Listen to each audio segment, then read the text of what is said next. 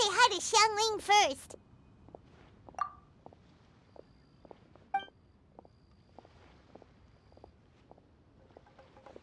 Huh? Xiangling? What a pleasant surprise meeting you here! Oh? Why, the pleasure is all mine, as is the surprise, surely. It must be fate that brings us together in this place. How have you fared as of late? Setbacks are inevitable over the course of a long journey.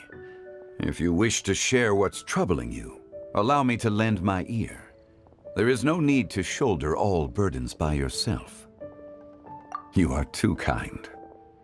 So, Xiangling, are you here to listen to stories over tea again? I had originally planned to set out after this last round of tea. However, I had planned to take a walk to Qingce village and gather some nascent bamboo shoots, which are currently in season. A villager there once gave me a small sample, and they possessed a most excellent flavor. Huh? Nascent bamboo shoots?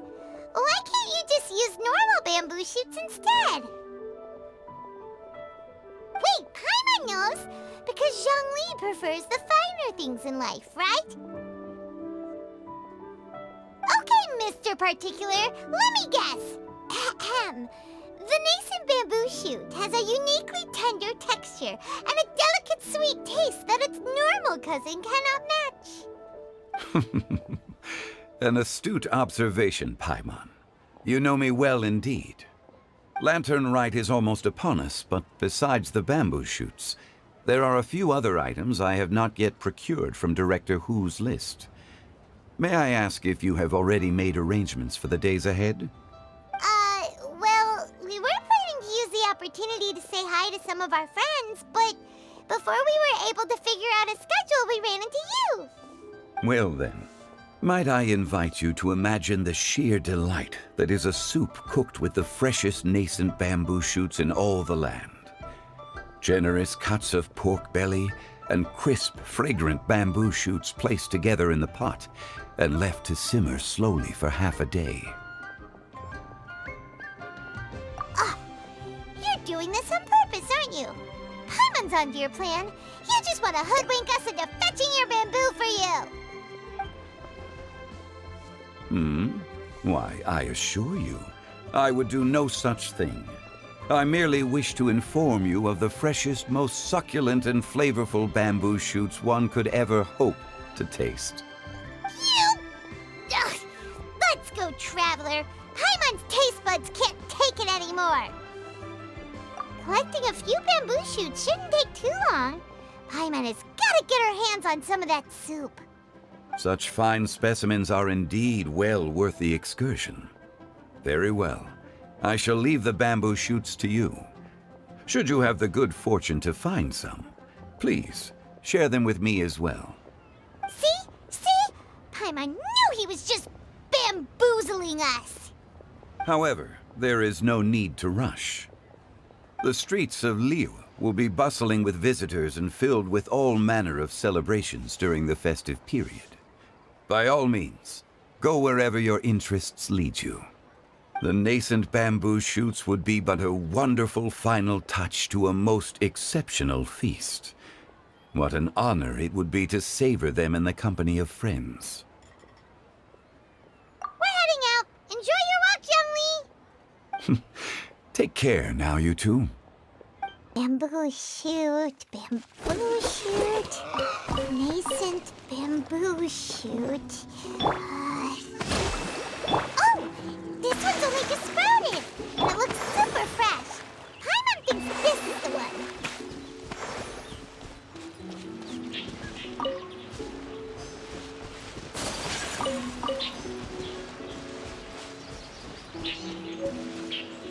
These should be enough. Let's head back. Help! Help! Did you hear that? Someone's calling for help. It's coming from over there.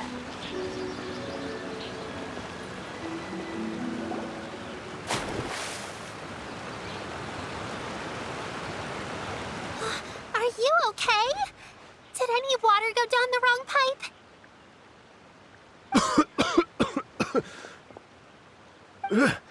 I think I'm okay now. Thank you so much. That was scary. Well, at least you're all right. All thanks to your savior here. Oh, a little girl? Greetings, everyone. My name is Yao Yao. It's a pleasure to make your acquaintance. Whoa, she's so well-mannered. My name's Paimon, and this is the Traveler. I'm Dvorak, a musician from Fontaine. I came through Stone Gate, intending to head towards Liyue Harbor, but then I became captivated by the beautiful scenery, and before long, I was completely lost. Just now, I was so mesmerized by the waterfall that I slipped and fell into the water. If it weren't for Miss Yao Yao's help, I shudder to think what might have happened.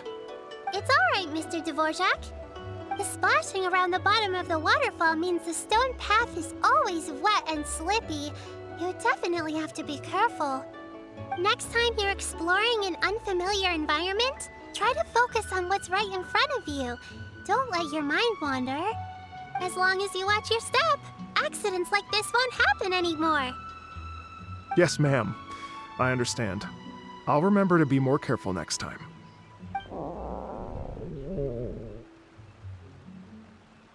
Oh, are you hungry, sir? Oh, I'll be fine. Please, sir, it's quite all right. I was born and raised here in Liyue. It's only natural for me to extend my hospitality to any guests who are passing through. I expect you still have quite a long journey ahead of you. It's very important to keep your energy levels up. I still have some lotus flower crisps left in my backpack. Why don't we split them between the four of us? Aw, what a thoughtful kid! She even has some for Paimon! You're welcome. Mmm, so tasty. If only there were more. Having a healthy appetite is a good thing. It means Paimon's still growing. If I'd known I was going to run into you, I would have made a second batch. Hope you're taking notes, Traveler. This is how you treat your Paimon. What do you think, sir? Are Liyue's snacks to your taste? I wonder if they're not sweet enough. No, they're perfect. When I was traveling through Mondstadt, I had a chance to try one of their moon pies. It had a meat filling, unlike these crisps. But apart from that, it seems like they follow a similar cooking process. Both are delicious in their own way. As for Fontaine's cooking, though, it's been a long time since I've had a taste of home. Sounds like you spend a lot of time on the road, huh? I do. It's part of my job. I'm one of the main organizers of the Iridescence Tour. Iridescence Tour? The Iridescence Tour is one of the biggest music festivals in Fontaine. We're looking to expand, though. Our aim is to hold a festival in every nation. At least, all the main organizers share this goal. Unfortunately, it's a long story, so I'll spare you the details. But anyway, so the main reason I'm traveling all around Teyvat is to promote our music festivals. But I have some personal reasons, too. Well, what are they? Just tell us already. Let me see. Well, to explain it in full, I'd have to start with a story from my ancestors. I don't want to take up too much of your time. Oh, I love listening to stories. We want to hear it too.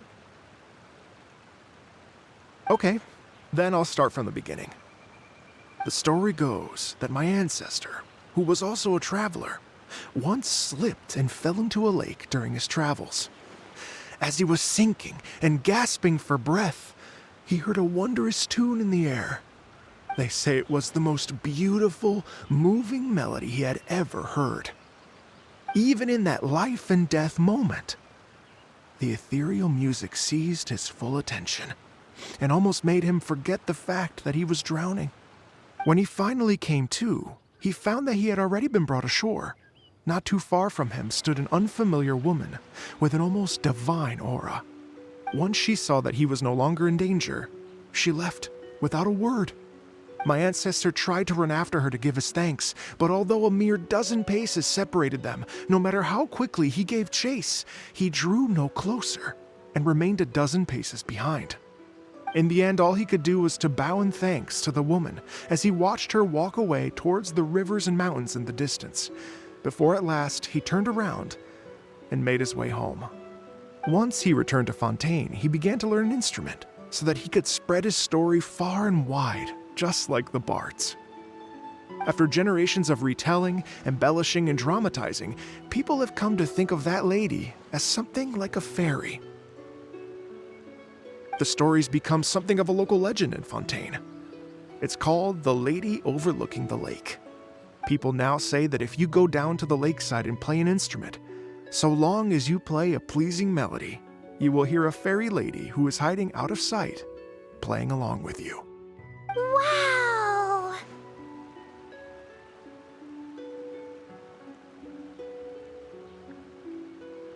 Well, yes.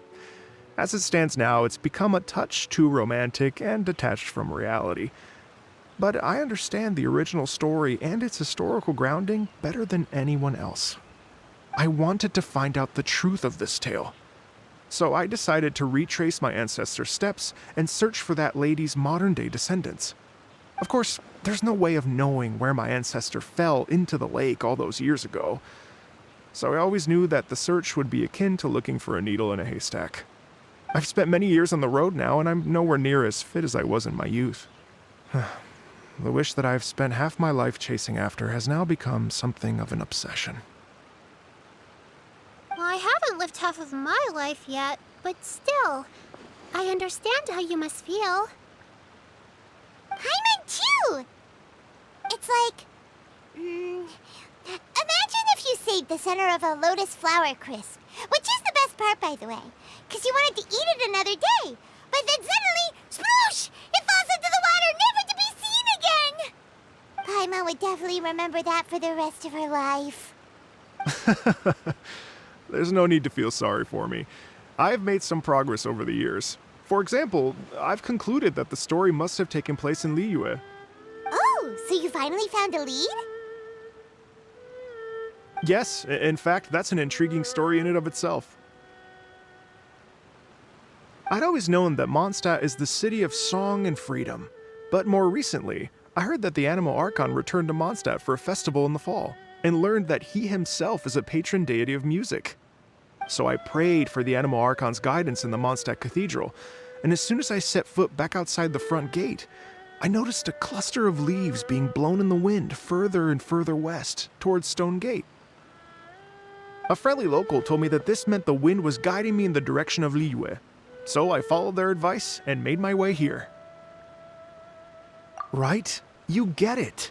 I knew I'd find someone that agrees with me eventually. Are you sure? It sounds a bit too much like one of those fake legends told by those treasure hoarder guys to scam gullible grannies from Jingsa Village. Rex Lapis has returned to the world. Just give me some incense and a little more towards the travel fees, and I will pass your gift on to the Lord of Geo and ask him to keep you and your family safe and well. And so on and so on. Don't worry, Yao Yao. We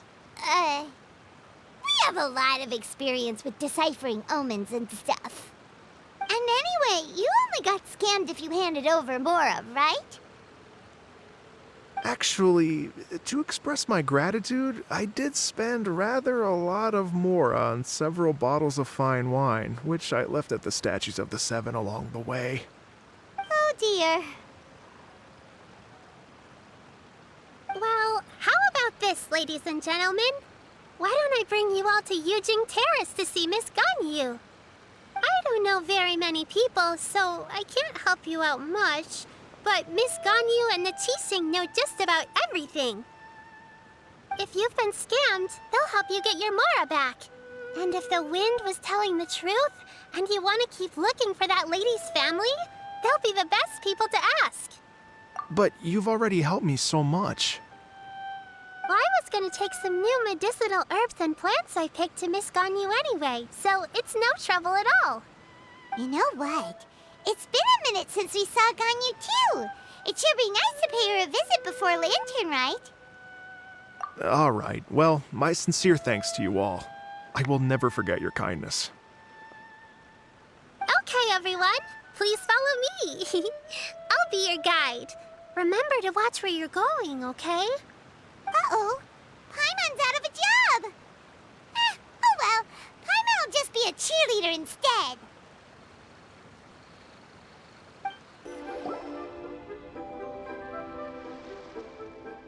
Wow, Liyue Harbor looks very different from when I came last. It's almost as if I'm listening to the same melody, but with a richer timbre and new variations added. Well, we are here during Lantern Rite after all. It only comes once a year, so they always have a big celebration. It's fair to say that this time of year is when Liyue Harbor looks the prettiest. Great, let's go and check it out. I can't wait to get into the city and see it all up close for myself. The streets are breathtaking. Smiles and laughter everywhere I look. It's contagious. I can almost feel the music in the air. I have the urge to start waving my conductor's baton.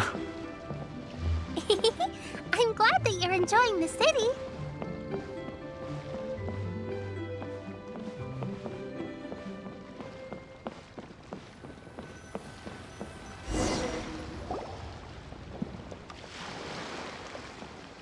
Hey everyone! Fancy meeting you all here.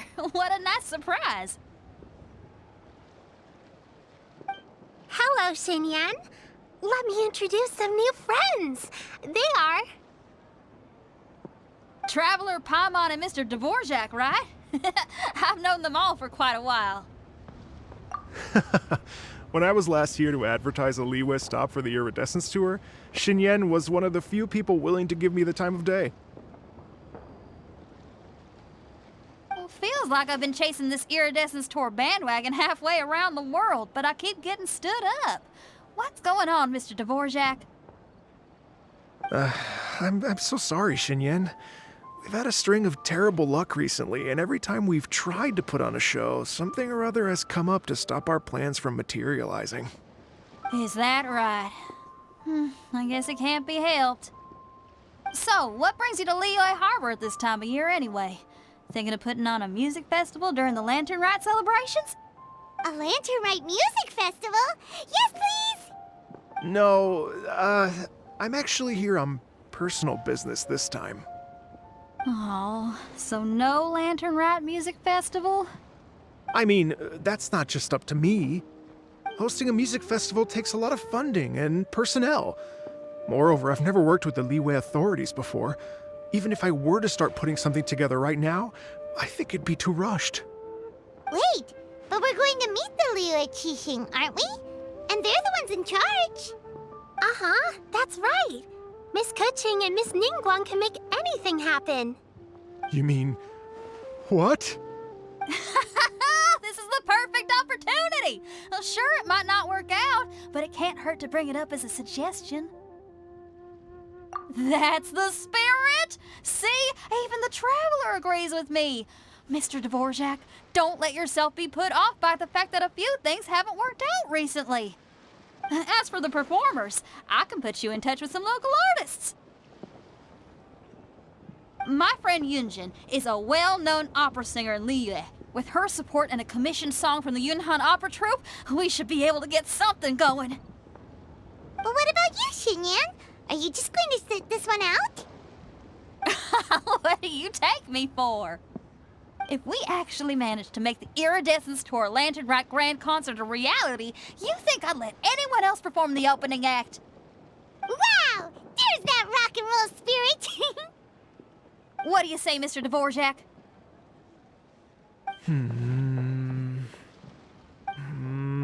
Okay. I'll give it a shot. But the opening act is not something to be chosen lightly, Xinyan. I will judge your work by the strictest of standards, so please make sure you are fully prepared. Are you kidding? I thought you'd never ask. Whew, guess my shopping time's getting cut short. I'm gonna head back right away and start working on this. Yao Yao, if you run into your senior on the way to the Qixing, please send her my regards. Okay, I promise I will. Good luck with your music, Xinyan. You've got this, Xinyan! So about the senior of yours Xinyan mentioned just now, is that anyone we know? Yes, it's Xiangling. She's mentioned you two before. Xiangling's always thinking about cooking. Whenever she gets scrapes or burns, she just leaves them to heal by themselves. She definitely needs someone around her to look after her. I know you must have looked out for her a lot too in the time you've known her. So, thank you for that. Oh, it's Master! Is it okay if I go and say hi to her?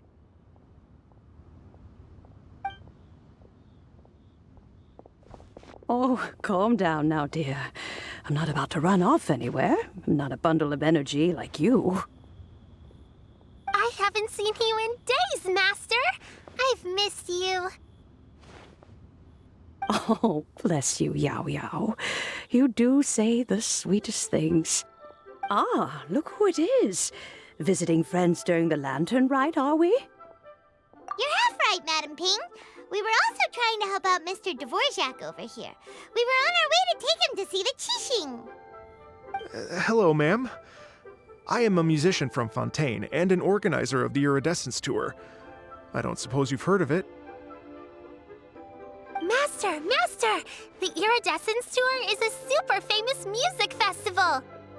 Oh, an old lady like me wouldn't know much about that sort of thing. A music festival, you say? It sounds terribly exciting. Oh, right! Madam Ping, how would you feel about that? You're an elder of Liyue, and you know all about Liyue's cultural traditions.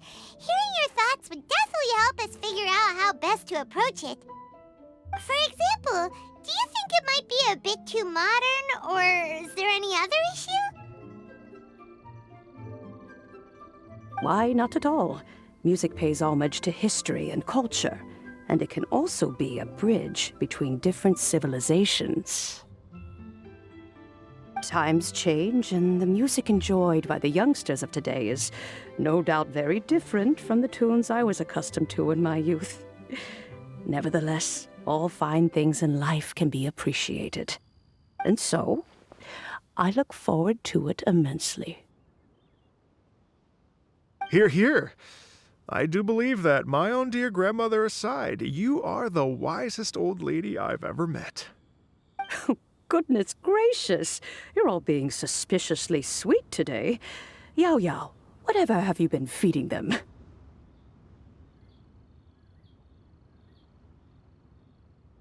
Master, you're in such a great mood today. You're even cracking jokes with the rest of us. Oh, well, I'm sure you must have plenty to be getting on with. Yes? Run along now. Don't let me hold you up. Thanks, Madam Ping. We'll see you again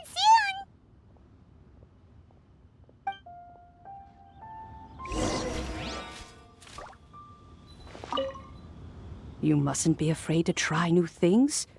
If you never try, you'll never know. With your contribution, I'm sure this year's Lantern Rite will be a most spectacular one. And when you meet with the Ministry of Civil Affairs, please remind them that the festivities are not an excuse to procrastinate their work. Understood, Miss Ganyu. I'll take my leave now.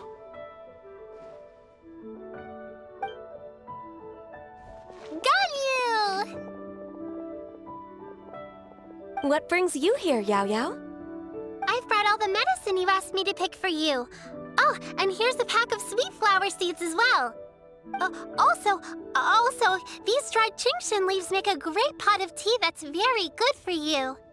I know you've had a lot to deal with at work recently, but you shouldn't push yourself too hard. If you're not careful, you'll end up falling asleep in the grass again. Well, this is weird. It's like a responsible younger sister talking to their disorganized older sister.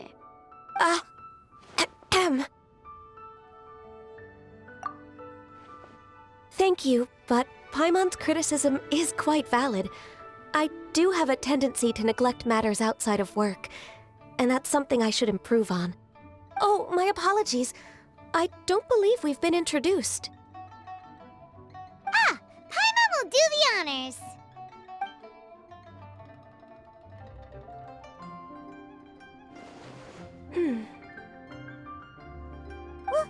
What's wrong?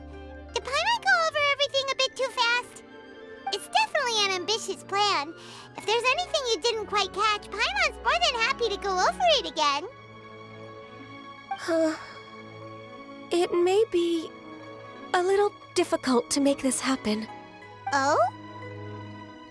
Well, the Lantern Rite is the most important festival of the year. Our celebrations must not only be visually spectacular, but also appeal to the tastes of Liyue citizens from all walks of life. The Iridescence Tour is relatively unknown in Liyue. It's difficult to predict how a brand new show will be received. It would be quite risky for us to bet everything on this one music festival. All very valid points. I completely understand. Therefore, we will not replace or cancel any of our pre-existing program. However, I will submit a proposal requesting to put the Iridescence Tour special performance as the final act of this year's festivities. Some live music will certainly add to the festive atmosphere on the night of the Lantern Rite. As for the venue, let's reserve a space at the docks. Yes, my thoughts precisely. Now I just need to take some time to give this proposal some polish. As long as I clearly lay out the pros and cons, and highlight the key points of the proposal, given that Ping and the Traveler have both given the idea their blessing, I'm confident that Qixing will be sure to give it serious consideration.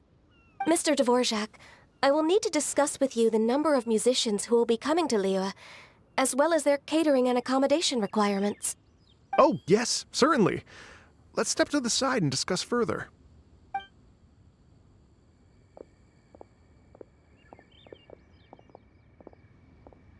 As soon as there's work to do, Ganyu's as diligent as ever. I couldn't agree more. Master once said that everyone has things that they are good at and things that they are less good at. So, with that in mind, Ganyu shouldn't feel compelled to become perfect at absolutely everything.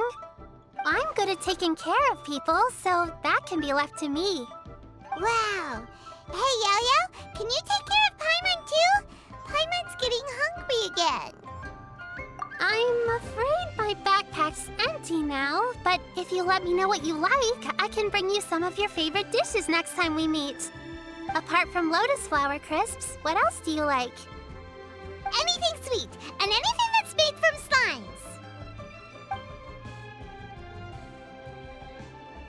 slimes.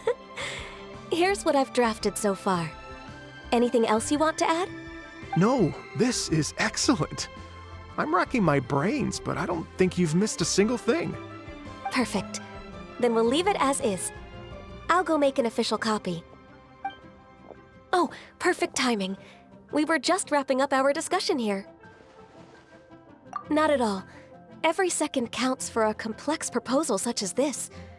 I will inform the Qixing of this development immediately. Please give me a moment to pass on the message. Yao Yao, thank you for bringing my herbs. I will make sure to take them. Remember to make tea from them first, Ganyu. You mustn't just chew them raw. I will. Okay, I should be getting back.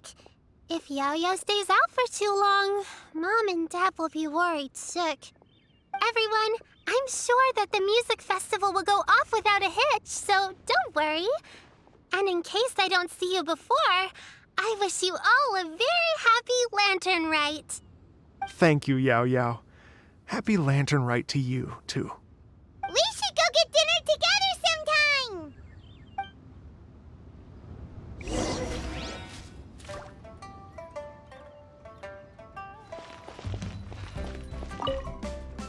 That lady I just talked to, Ganyu, she really thinks of everything. It got me wondering, could it be that all our failed attempts so far have been down to our failure to properly prepare for different contingencies? Though the clouds may darken and light turn to gloom. Greetings, Traveler, Paimon, and Mr. Dvorak. Call me Kuching. Ganyu has brought me up to speed on everything. I'll get straight to the point. The Qixing have approved Ganyu's proposal. Over the next few days, I will be working with Mr. Dvorak on behalf of the Qixing to facilitate the organization of this concert. Yay! That's awesome! Please, the Qixing have a duty to deal with matters such as these. We have merely moved things forward to the next step. On a more personal note, I am an avid supporter of all things new and innovative. As such, it is my privilege to work with you on this exciting project. Thank you so much, Kuching. I'd become quite discouraged after our recent failures and was expecting the same outcome once again, so I didn't dare to get my hopes up. Never in my wildest dreams could I have imagined this going so smoothly. It's like a dream come true. Right, time for me to call in the performers. To stage a concert at a high-profile event like this is a rare opportunity. We'll make sure it's a night to remember. Yes! Our music band's finally getting fired up! Yes, indeed. I know exactly what I'm doing from here. For a musician, music will always be the language they are most fluent in. Oh, that. That can wait for another time. Oh, Ganyu? What's wrong? they told me all about Mr. Dvorak's situation, but I was so engrossed in drafting the proposal that I forgot all about it. Oh, that's quite all right. I don't even know what the person I'm trying to find looks like, so it was always going to be a long shot. Don't worry about me, Ganyu. Your time and energy are needed elsewhere. I'm sure you already have plenty to deal with between this concert and everything else going on during the Lantern Rite. Thanks. It was just that I had a few initial thoughts when I heard your story. For instance, I wonder if this lady your ancestor met might have been an Adeptus. What do you think? To tell you the truth, Mr. Dvorak, I am somewhat related to the Adepti myself. I am part human and part Qilin. The Qilin is an illuminated beast. I know how important your quest to get in touch with your roots must be to you, because I've been there myself before, trying to find out where I belonged. Did you say the Adepti? And you're illuminated beast? Part Qilin? Are you telling me all the rumors of the Liyue Adepti are real? So it's not just artistic license? You bet they're real! Trying to track them down is tough, though. Like Julian Karst itself.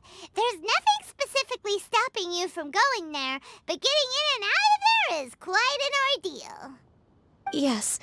Anyway, if you're looking to uncover a lost melody or shine light on a forgotten aspect of Liyue's cultural history, I'm probably not the best person to ask. But if it's a person you're looking for, then I just might be able to help.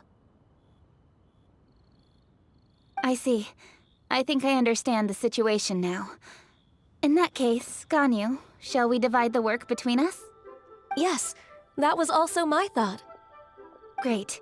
So Mr. Dvorak and I will concentrate on things here in the city to make sure the concert goes according to plan. In the meantime, Ganyu will reach out to our network and try to find the person he's looking for. How's your workload at the moment? Will you be able to make time? I can probably get through everything in 2 days, as long as I don't sleep. Wait, what do you mean as long as I don't sleep? Even for someone with illuminated beast blood in their veins, working for such an extended period without a break will take its toll on your health. Somehow that does not sound persuasive coming from Kuching. Be it but 3 moons from the start, he who returns is not he that departs. Even I know the importance of maintaining a healthy work-life balance. In that case, 3 days. All right, I can work with that. If you have the time, would you join me for this search? You're well known to many of the Adepti and respected among the people. I'll feel much more at ease with your company. Okay, then let's meet back here in 3 days. Watch this space, Mr. Dvorak. We'll get to the bottom of this. You're all so helpful and kind. I just... Just think, imagine if we found the Adeptus lady, or one of her descendants, and got them to come to the performance. Wouldn't that be amazing? It'd be such a happy reunion, and that's exactly what this festival's all about. You're right. Okay, I'm gonna pull out all the stops to make this lantern rite a true extravaganza. We should probably get going. Mr. Dvorak, could you come with me to confirm the site? Ooh, we're coming too! I was wondering, what are your thoughts on music? What does it mean to you? Music sounds nice? Truth be told, the question of what music means to people is one that I've been pondering for quite some time. Let's revisit this question after the concert.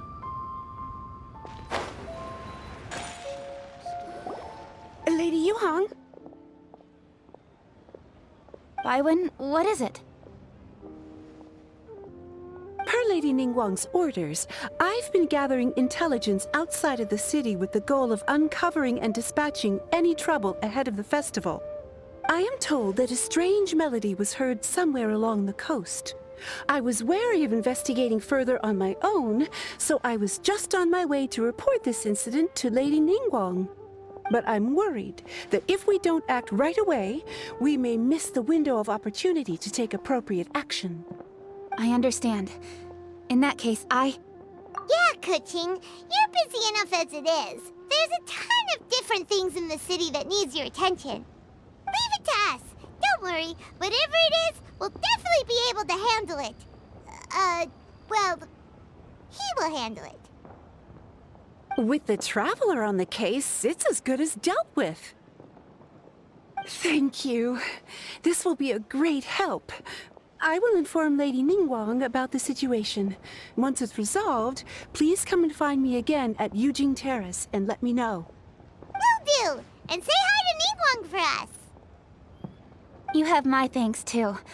Stay safe and come back as soon as you're finished. Good luck.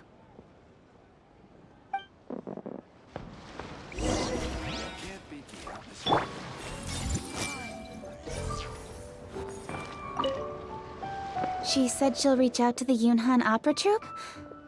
Huh, I see. Then I'll arrange for a rehearsal venue and accommodation as soon as possible. Everything should be ready tonight. Many thanks, Kuching. You know, I once heard someone from Liyue describe a person as swift as lightning and agile as the wind. At the time, I thought it was a curious expression, and I had a hard time piecing together a mental image of such a person. But now, having seen Kuching in action, I honestly can't think of any other way to describe it. It's such a vivid and expressive phrase, a testament to the richness of Liyue's culture. You're too kind, Mr. Dvorak. Byron said the strange tune was coming from around here, right?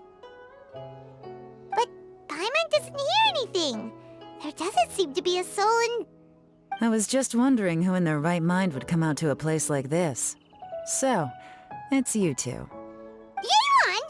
How'd you sneak up on us like that? You nearly gave Paimon a heart attack! You look pretty alive to me.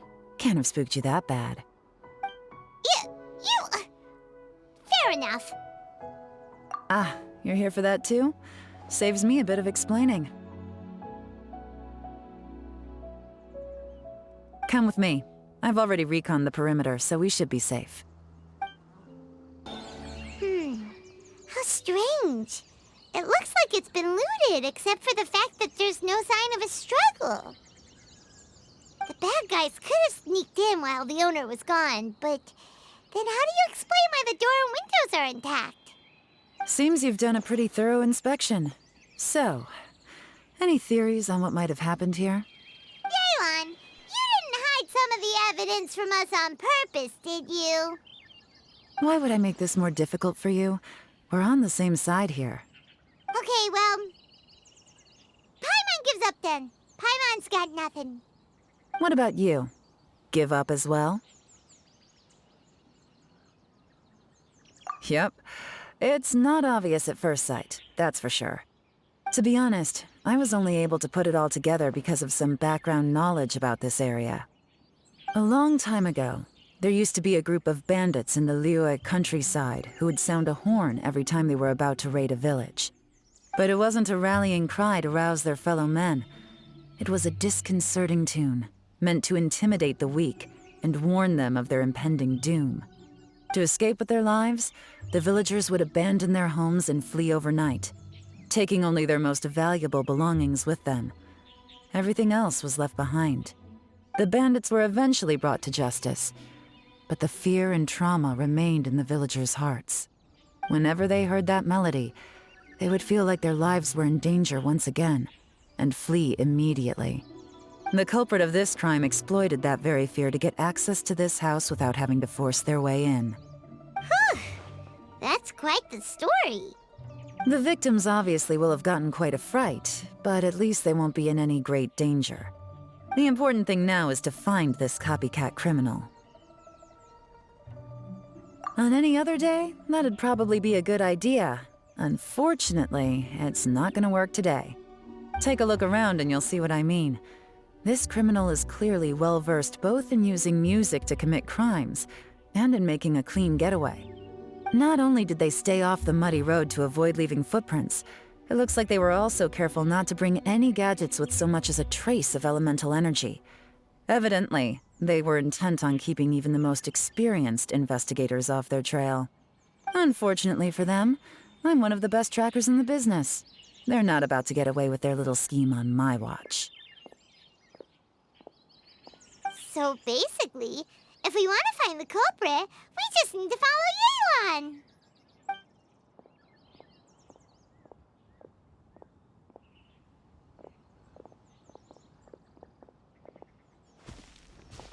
Mm-hmm. As long as you can keep up. Since the culprit's trying to be cautious and low risk, I'll bet they left through an area with some vegetation for cover, but not so much that it would slow them down. There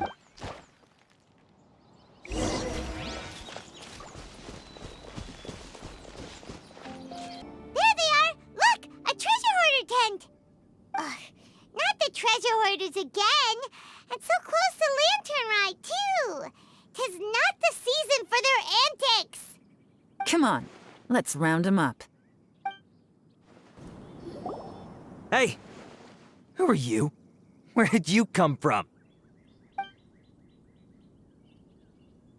The evidence is conclusive.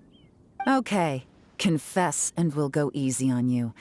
My patience is running low, so why don't you do us both a favor, You kidding me? You think I'm scared of you? Perhaps not, but you should be.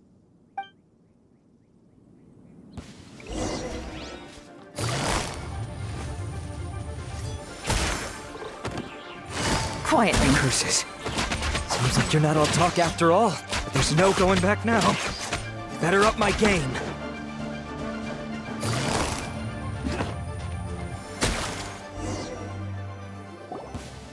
Mercy! Have mercy!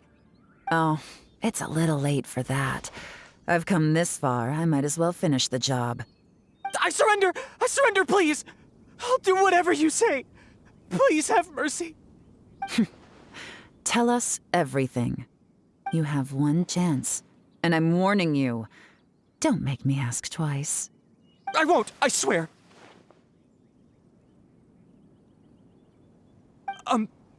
So Lantern Rite's nearly here, and like a lot of people, I wanted to buy a few nice things. I know I'm with the treasure hoarders and everything, but I don't really have any kind of experience with robbing people and whatnot. So I don't have the guts to break into somebody's house. Wow, you're really going to complain to us about that? No, not at all. I'm just telling it how it is. Okay, continue. I racked my brains trying to think of what I could do, and eventually, I remembered something from back when I was a kid. The bandits would blow their horn, and my grandma would grab us kids and run. I remember the tune, so I figured I'd try it for myself. I mean, just to see what would happen. At first, anyway, I seriously didn't expect that family to pack up and leave. But they did, and they just left all their stuff right there for the taking. It was too easy, I couldn't resist. It was completely wrong of me, I know that now. I'll return everything that I took. It's all still in perfect condition, and it'll be like it was never gone. Please, give me a chance, huh? Let me make it right. Give you a chance, huh? Sounds to me like you'd rather strike some kind of a deal than spend Lantern Rite behind bars. Yes? Yes? You know how to bargain, I'll give you that. It's just a pity that you didn't confess at the first opportunity. You'll have to take a walk with me. Once we've returned the goods, we'll find the owner of the house, and you can apologize to them in person. After that, I'll escort you to the Ministry of Civil Affairs. Yes, ma'am! You know, as a former victim of this kind of crime yourself, I doubt anyone understands the fear you inflicted quite as well as you do. Does your greed matter more to you than your fear? More to the point, if you can play a tune from memory, don't you think you should be capable of making an honest living? You mean... That's enough hints for you. You'll have plenty of time to reflect on all of this yourself. There's not much left to wrap up, so I'll take it from here. Guess this is where I'll say goodbye. What is it? Is there something else? I'm still not sure how you first got your hands on this information, so play it safe when you get back. Don't mention to anyone that you ran into me out here. You helped a lot with the investigation and arrest anyway, so it's perfectly fair for you to get all the credit. Just take it. It works better for me, too. See you when I see you, and happy Lantern Rite. Yeon's such a pro at this. With her taking it from here, it's as good as resolved. Whoosh! Random event, a strange melody, complete! Although, it's kind of a shame that we never got that treasure hoarder guy to play the melody again. 'Cause Paimon's curious, that's why. It's like when you have a tune stuck in your head, but you don't even know what it is. It's driving Paimon crazy. When we were chatting with Mr. Dvorak, music seemed like such a positive thing. And most music is, right? It can help us relax, feel all warm and fuzzy, recall happy memories, or even just think happy thoughts. Paimon never imagined that music could be used to commit crimes. Oh, really? Huh. Makes sense. Paimon's musical understanding improves again. Well, anyway, now that everything's resolved, let's get back to Liyue Harbor. Byron's still waiting for us with our random event rewards. Byron, we're back! Everything's all sorted. That's great news. Oh, please wait here a moment if you would be so kind. Lady Ningguang instructed me to advise her upon your return.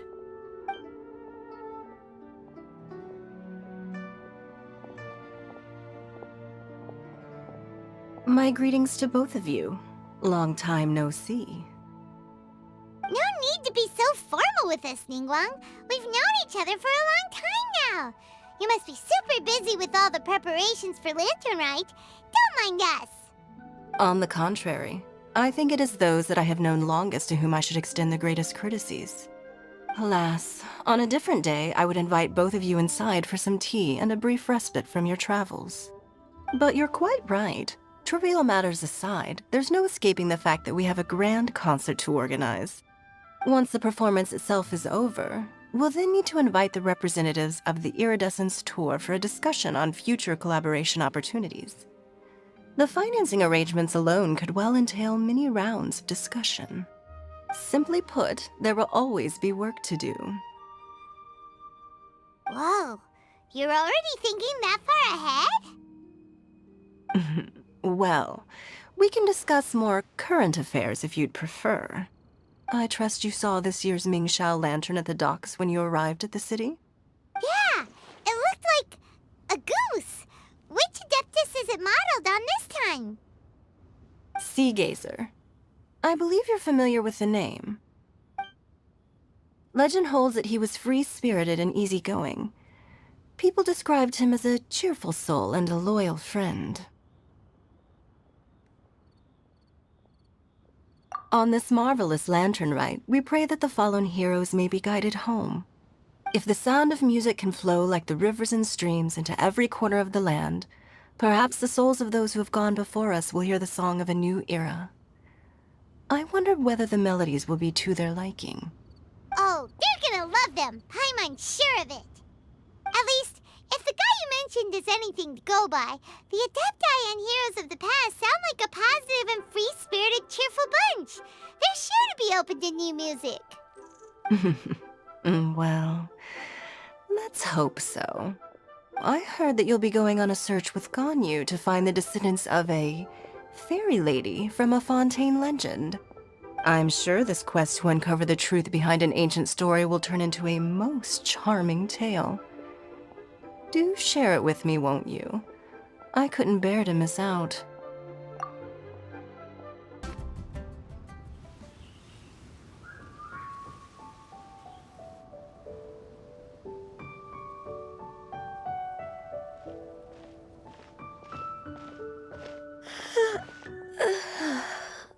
Greetings, Traveler and Paimon. What time is it? Are you okay, Ganyu? You were nodding off there. Didn't you sleep well last night? I'm fine. Don't worry about me. Let's discuss the matter at hand. Since last time, I've been thinking a lot about the story Paimon told me. In essence, someone rescued a drowning man and performed some music. If that were all there was to it, it could have been many people, human or Adeptus. But the tune was allegedly so wonderful that the drowning man forgot about everything else, even his own impending death, and only came to his senses after being brought to shore. Perhaps there was an adeptal power at work in that music that he, as a mortal, could not perceive. Or perhaps he sensed a power surrounding him but lacked the words to describe it, not knowing where it came from. Either way, if this part of the story is true, then the rescuer has to have been an Adeptus. You really think so? But this story is all the way from Fontaine. Isn't this a bit of a long shot? Also, Paimon's really curious about how people from Fontaine think this fairy lady looked. Then she looked just like Ganyu. Guess that does technically make sense. Actually, Ganyu, if you had to save a drowning person, how would you go about it? Huh? Me? Well, I'd get them to the shore, and then I'd probably hide behind a tree and watch them for a while. Once I was sure that they were going to be okay, I'd slip away without a sound.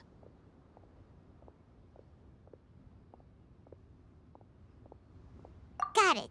So basically, Ganyu's the type of person who doesn't like taking credit for her good deeds. No, it's not like that. I'm just not very good at explaining things. And I also find it really awkward accepting other people's gratitude. Well, what if this Adeptus in the story had a similar attitude? That would explain why she just left without saying a word. She was probably thinking something like, one was merely passing by and saw fit to address this egregious disruption to one's graceful zithering at once. You may keep your thanks to yourself. That was actually a very good impression of Cloud Retainer, Paimon. As far as I'm aware, Cloud Retainer isn't the most musically gifted. Still, we can't completely rule her out just yet. If we set off now, we could head to Mount Outsung and ask her about it. You'll be able to confirm either way if it's her, and I can, I've been in Lea Harbor for so long now that I'm just not as familiar with the Adepti anymore. If there's anything we want to know about them, she's the best person to ask. Sounds great! And we're pretty close with Cloud Retainer by now, so we probably don't even need to bring her food this time, right? I've prepared a gift for her to mark the festival, just in case. However, Cloud Retainer spends most of her days studying mechanisms in her abode. She's on her own so much of the time that the moment she has someone to chat with, she just... Never mind. I promised I'd help Mr. Dvorak, and now that I've made the contract, I can't be having second thoughts. Traveler, Paimon, let's set off for Cloud Retainer's abode. Seems like this is a tough decision for Ganyu, but she's made up her mind now. Paimon gets why she'd be so anxious. Okay, how about this? If Cloud Retainer tries to start telling stories about her again this year, we should pipe up and change the topic. Wait, did she leave already? Hey, Ganyu, wait up! Whew. Paimon's so tired from trying to keep up. Don't either of you need to take any breaks? I can't believe it. Cloud Retainer is not here. Huh? Did we miss her? She doesn't like to travel, so in the past, it's always been the other Adepti who come to visit her during the festivals. True. Now that I think about it, Cloud Retainer would be quite capable of taking care of anything on her own. There's no need to worry about her. Since she's not here, I guess the next step is to check all the other Adepti abodes, one by one. Uh-oh. Will it involve a lot more traveling?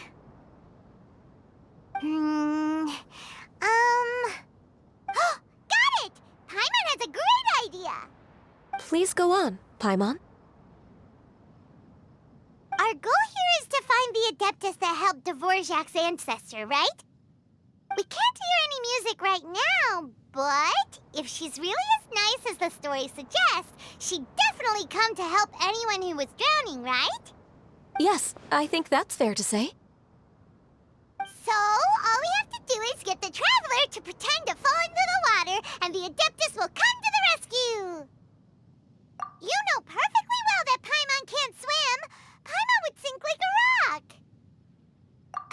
Just trust Paimon!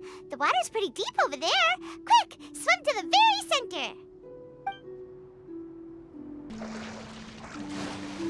Help! Help! Someone's drowning! If only there was a kind-hearted Adeptus here to save us! Oh no! Whatever will a Paimon do?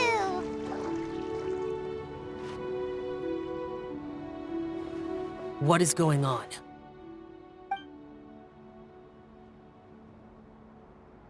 How do you feel right now? Shenhe! And the Conqueror of Demons! Why don't you say something? Please don't make Paimon explain it. Okay, fine. Paimon will explain. We're looking for an Adeptus who's good at being a lifeguard and playing music. But if the Adepti aren't gonna stay home, then how are we supposed to find them?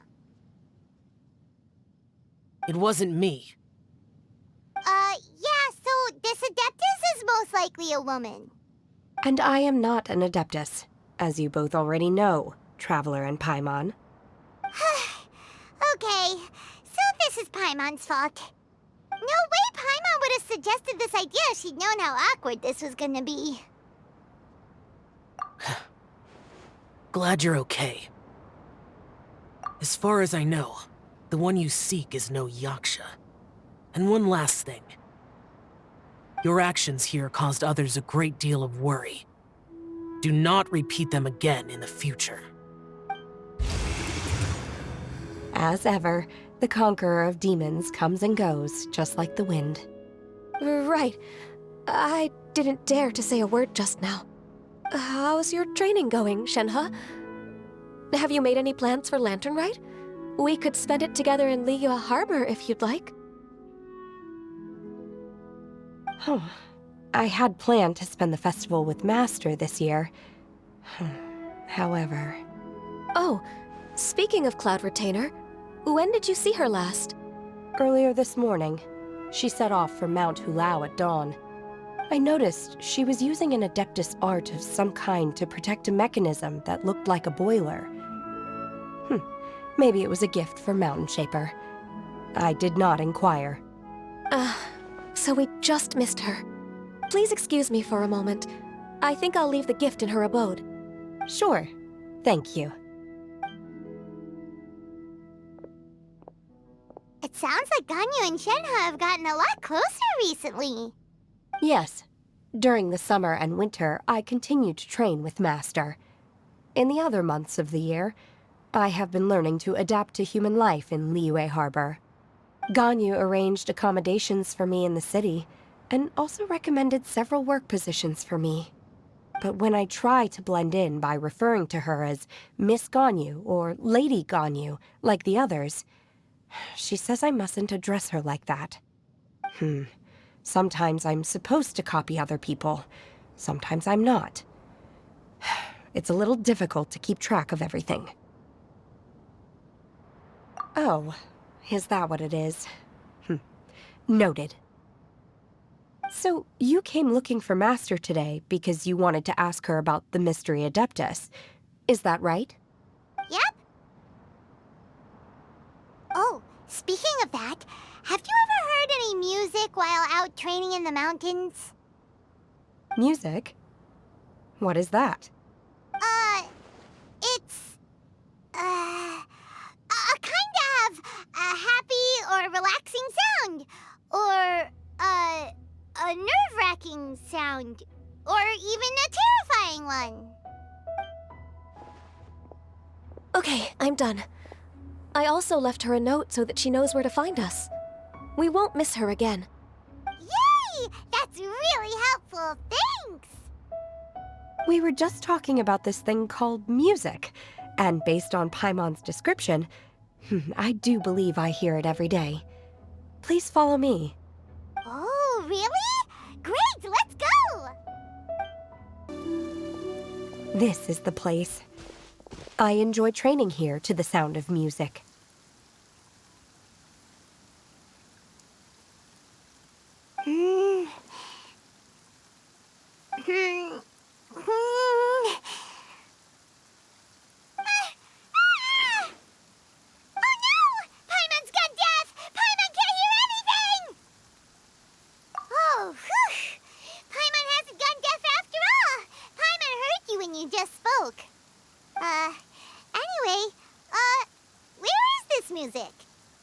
The faint sound of birdsong, the quiet murmur of the streams. These are relaxing sounds. Are they not the music of which you speak? Oh, Paimon wasn't quite done with the description. Okay, fine, it's all Paimon's fault. What we're looking for are not the sounds of nature, but melodies played on special instruments. Oh, and a melody is? Huh? Hey, why don't you just sing that one melody Shen has heard before? It'll probably help her to understand what we're talking about.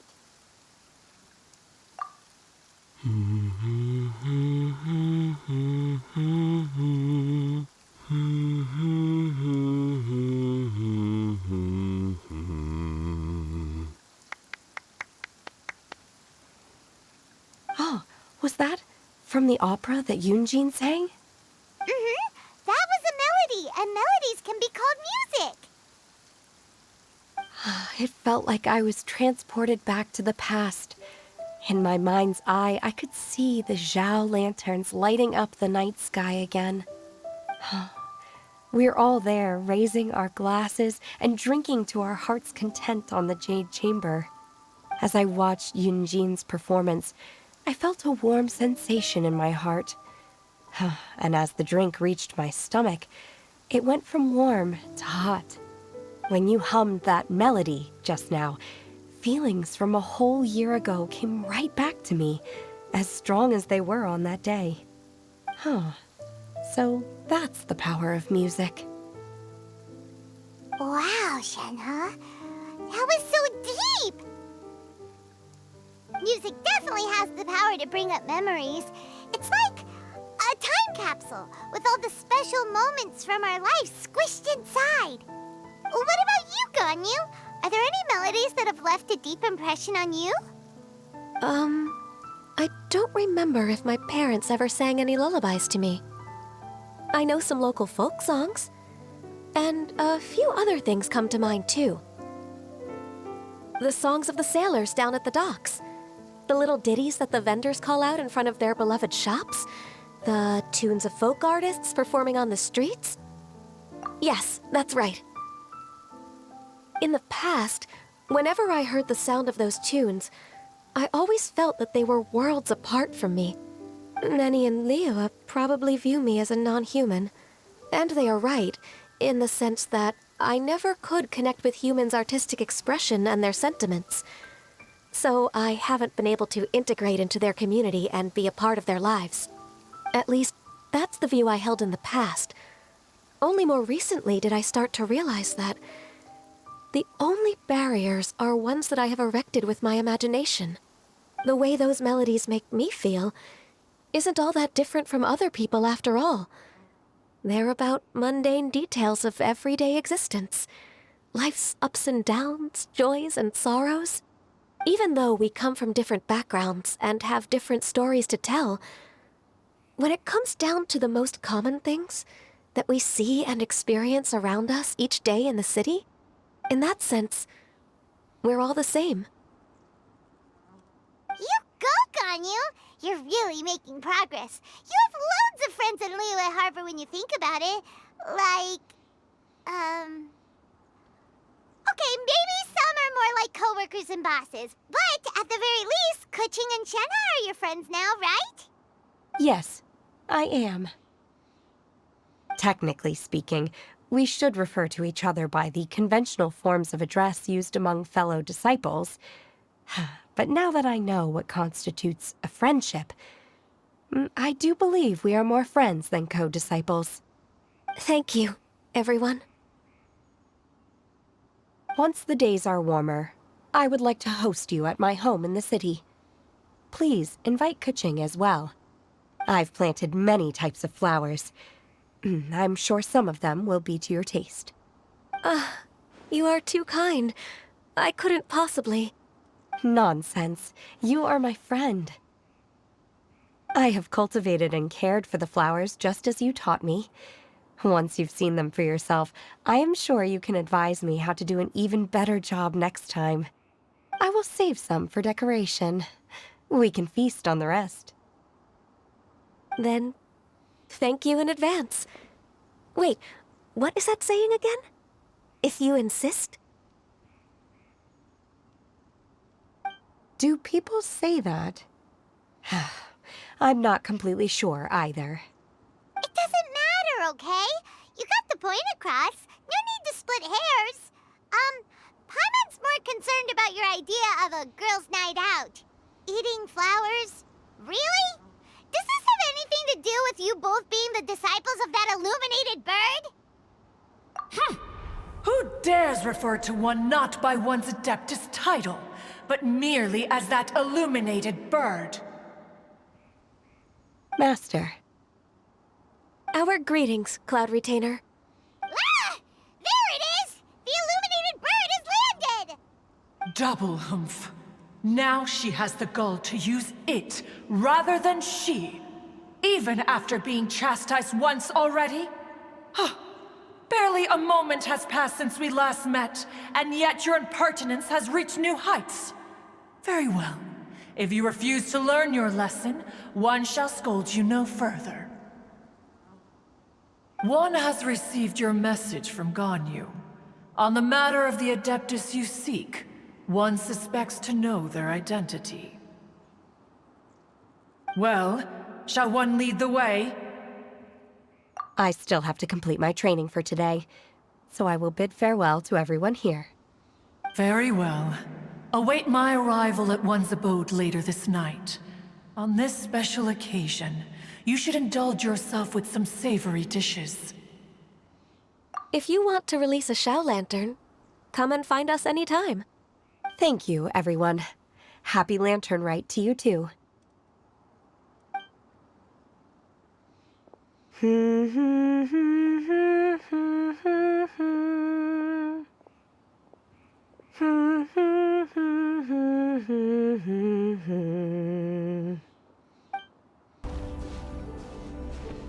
Is this Quaily Plains? Cloud Retainer, why did you bring us here? Ganyu is of course familiar with the name Guizhong, but have you ever heard of her? Guizhong is another name of Agentis, the god of dust. She was extroverted in nature and adored social gatherings and inventions alike. Long ago, this region was yet a prosperous assembly. Guizhong often invited her friends to visit her home, reserving for us seats around the largest stone table. Sea Gazer would always bring out his latest treasure and place it upon the table. He could be quite the braggart. Though usually a mild-mannered fellow, when it came to those collectibles he was so fond of, he always loved to show them off. Paimon remembers that name. So that's what Sea Gazer was like. He was an old friend and a former rival. One has many memories of him. Once he had brought out the treasure, it would predictably become the center of attention. Neither Guizhong nor one was content to let him just steal the spotlight. So we would then also present our proudest mechanical creations. As Adepti, we were each gifted in our own ways, and naturally proud of our accomplishments in our respective fields of expertise. As a result, one often quarreled with Sea Gazer. His treasures were not even of his own making. He just used his exploration skills to dig them out of the ground. How, pray tell, could he compare to me, when every single one of one's accomplishments were crafted by one's own hand? Cloud Retainer, you are getting competitive again. One digresses. Regardless, every time an argument occurred, Guizhong would come over to watch us during our mutual lambastics. On some occasions, she would join in, and on others, she'd take one of us by the limb and start uttering the most ridiculous nonsense. What kind of nonsense? No kind of nonsense were we spared. Sometimes she would brazenly opine, why argue between yourselves when neither of you could ever hope to beat me? Other times, she would make unsolicited suggestions, such as, once you two are done arguing, let's go to the foot of the mountain and grill some meat. She always sought to make everyone happy, and one must say, she had quite the gift for it.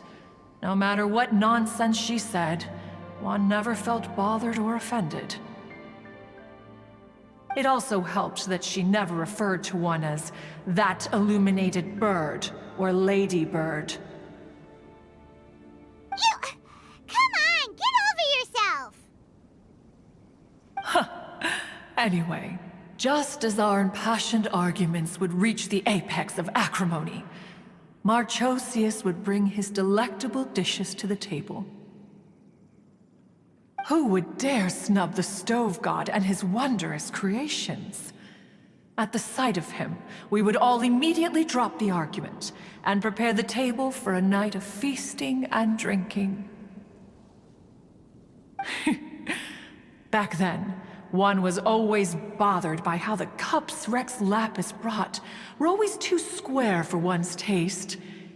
Can you see yourselves ever enjoying a drink from a square cup? Precisely. So, as you can see, even one as great as Rex Lapis was not immune to making the occasional blunder. Even one could never find fault with Marchosius's cooking. As we ate, Guizhong would continue to find topics for conversation, filling the table with humor and laughter. Each of those old fossils had their character flaws and points of obstinacy. So why was it that whenever we dined together, we always had a marvelous time? We would drink together from a spot high in the mountains until the moon set and the sun rose, and only then would the banquet finally come to an end. Streetwood Rambler would often remain to admire the flowers with Guizhong before returning to her own abode. The glaze lilies were far more abundant back then. Entire fields of them would appear to the eye as a veritable sea of flowers. Streetward Rambler? That would be Ping. You probably know her as Madam Ping. Oh, okay. Wait, this is a lovely story and everything, but didn't we come here to find that Adeptus from Mr. Dvorak's story? Or are you saying that it was Guizhong? Didn't she, already, Alas, long has one avoided this place for precisely that reason. The sights here are a reminder of a time long gone, and evoke much sorrow.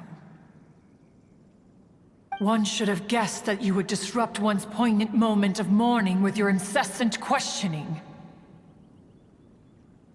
No matter, one will share the whole story with you now. In times gone by, one quarreled oft with Guizhong concerning mechanical principles. We each had our ideals, and neither would yield. Under the pretext of a social gathering, one invited the impartial Rex Lapis to judge the quality of our creations. But Rex Lapis declared that Guizhong's obscuro vulpus mechanism was superior. Though one was too proud to acknowledge it, in one's heart, one knew that Guizhong was indeed the superior talent in the mechanical arts. As for the story between Guizhong and Streetward Rambler, that begins with a certain bell. In Guizhong's opinion, while mechanisms were no substitute for human composers, they were yet capable of producing simple but fine melodies. But Streetward Rambler believed music to be an expression of the soul, an emotional enterprise that could never hope to be replicated by machinery. They argued endlessly, until one asked Rex Lapis to intercede. He confiscated the bell and designated it for ceremonial use. Thereafter, one would often find them convening in the mountains, discussing music, mechanics, and all the affairs of the mortal world. But these good times were not to last. War broke out between the gods, and soon engulfed the Guili Plains. Guizhong was overpowered by the enemy, and fell in battle. When Streetwood Rambler and I arrived at the scene at long last, all that remained among the ruins was her lifeless body. After this, at Streetwood Rambler's request, Rex Lapis granted her the cleansing bell for safekeeping. To honor our friend's memory, one made a few finishing touches to her ballistic device. Many lantern rites have passed since then. Many greetings and goodbyes. Upon what do you gaze? The Guili Plains? No. It's everything.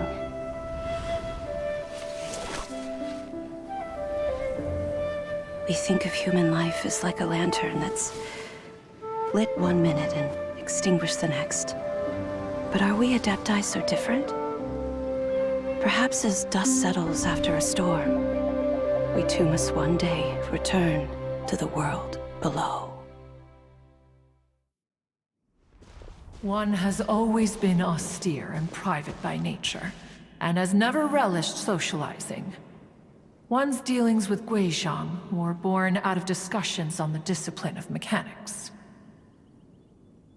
What? You have friends, and you seem pretty chatty. Just because one is not ignorant of social graces does not mean one is fond of them. One is perfectly capable of partaking in conversation despite being introverted. But in the end, one is nothing like Streetward Rambler. She is dauntless but thoughtful, not to mention eloquent and wise. Moreover, her friendship with Guizhong was far greater than one's own. Back when they were rivals, they would often compete against one another in the realm of musical composition.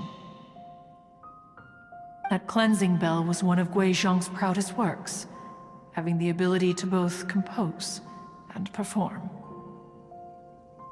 Wait, that's weird. Didn't Madame Ping say she pestered an old friend for that bell? And she also said something about being a vain beauty when she was young or something. Streetward Rambler, a vain beauty. My foot. That bell has a sad history. Clearly, she refrained from sharing with you the truth of its origins, since the right time had not yet come. As for her old friend, who else could it be? As soon as Streetward Rambler heard that a certain Zhang Li wished to borrow the bell, she realized that the man was none other than Rex Lapis, and that he had made an enormous decision. After all, we all have known each other for several millennia. Some things between us are implicitly understood.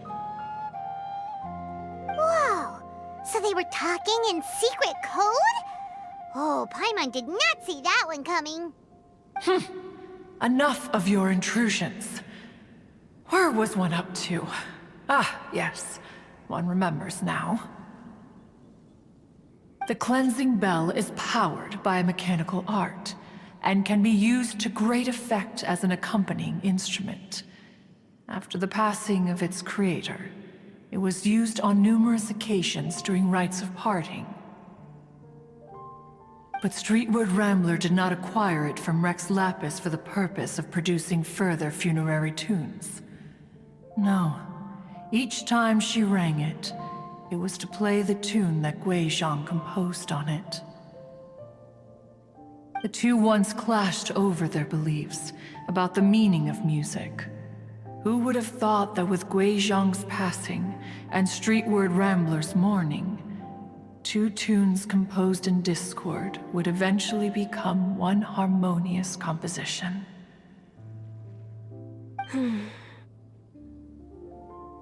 Once upon a time, Streetward Rambler also loved gatherings, liquor, and music. But after Guizhong passed, she preferred her own company. She could often be found sitting alone at a mountain summit, contemplating and reminiscing with her zither. The music would go from mournful to soothing to impassioned. Many years passed before she finally composed a melody to her satisfaction. In celebration, she played the tune to the clouds. Regrettably, one has only ever heard her play that tune once. Which brings one back to the matter you've been investigating. Perhaps it was during that performance that the ancestor of your Fontaine friend fell into the water and was saved by Streetward Rambler. But if she was so happy with the melody, why would she only play it once? One was also greatly perplexed by this. After suppressing one's curiosity for a long while, one finally approached her and asked why she would retire the tune after having spent so long on it. In response, she said, "Though the strings that played that melody survive, the one who inspired it is gone. Tell me, Cloud Retainer, when the one attuned to my soul is no longer here, who else could hope to understand this tune?" Aw, poor Madame Ping. I just remember being taken care of by you when I was young. Once the Archon War came to an end, I stayed behind in Liyue Harbor to honor my contract. Although I met Guizhong a few times, I never knew anything of this particular story. Guizhong was quite the visionary, but tragically passed before her time. Her manuscripts still lie unfinished in the realm of clouds.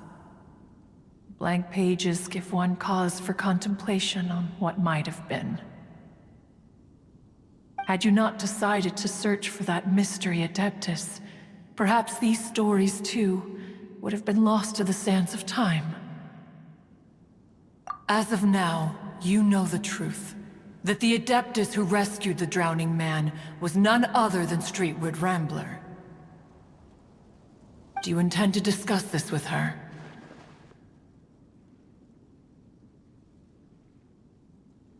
Do you mean Ping might find the topic too distressing? Precisely. The passing of our old friend is a heavy topic that both of us are usually careful to avoid.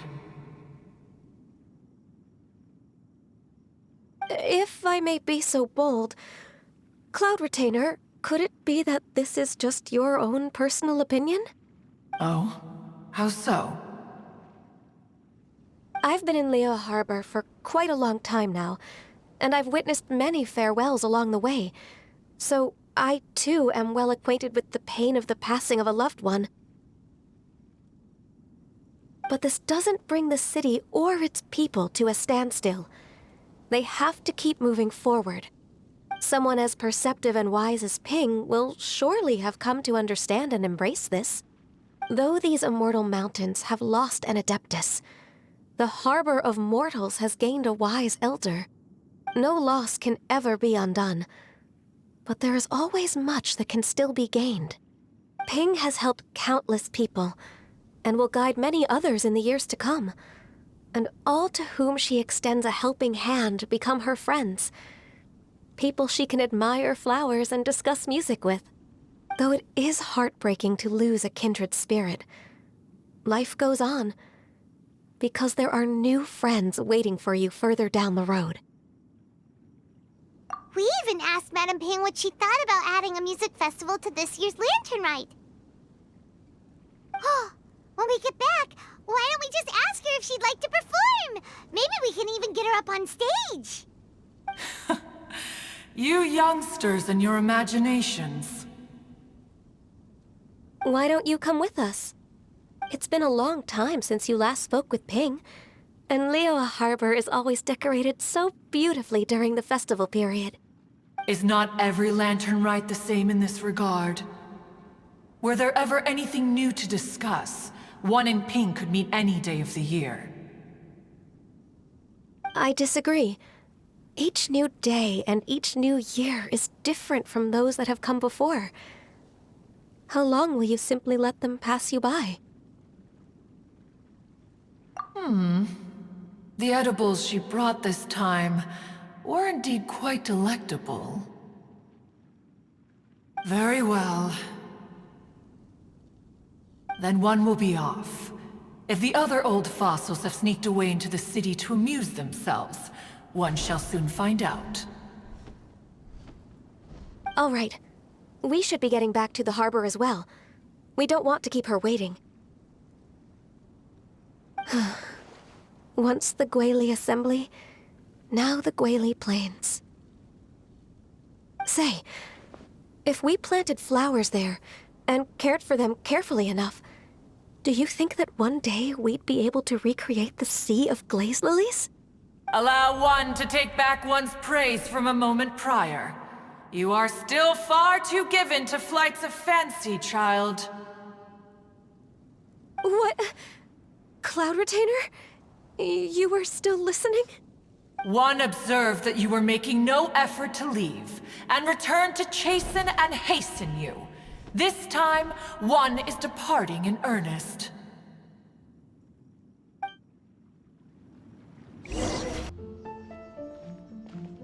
Whoa! Madame Ping? And Cloud Retainer? It appears you made haste after all.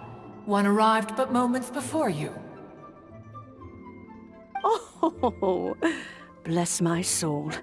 To what do I owe the honor? How nice of you all to come and visit me.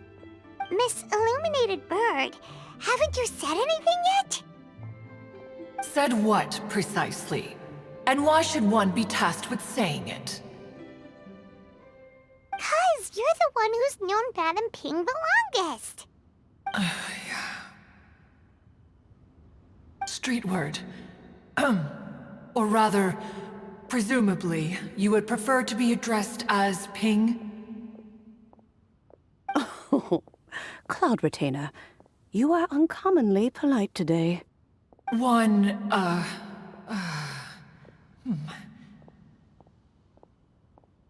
Given that Lantern Rite is almost upon us, the weather in the city is most pleasant, and a sweet floral fragrance lingers in the air.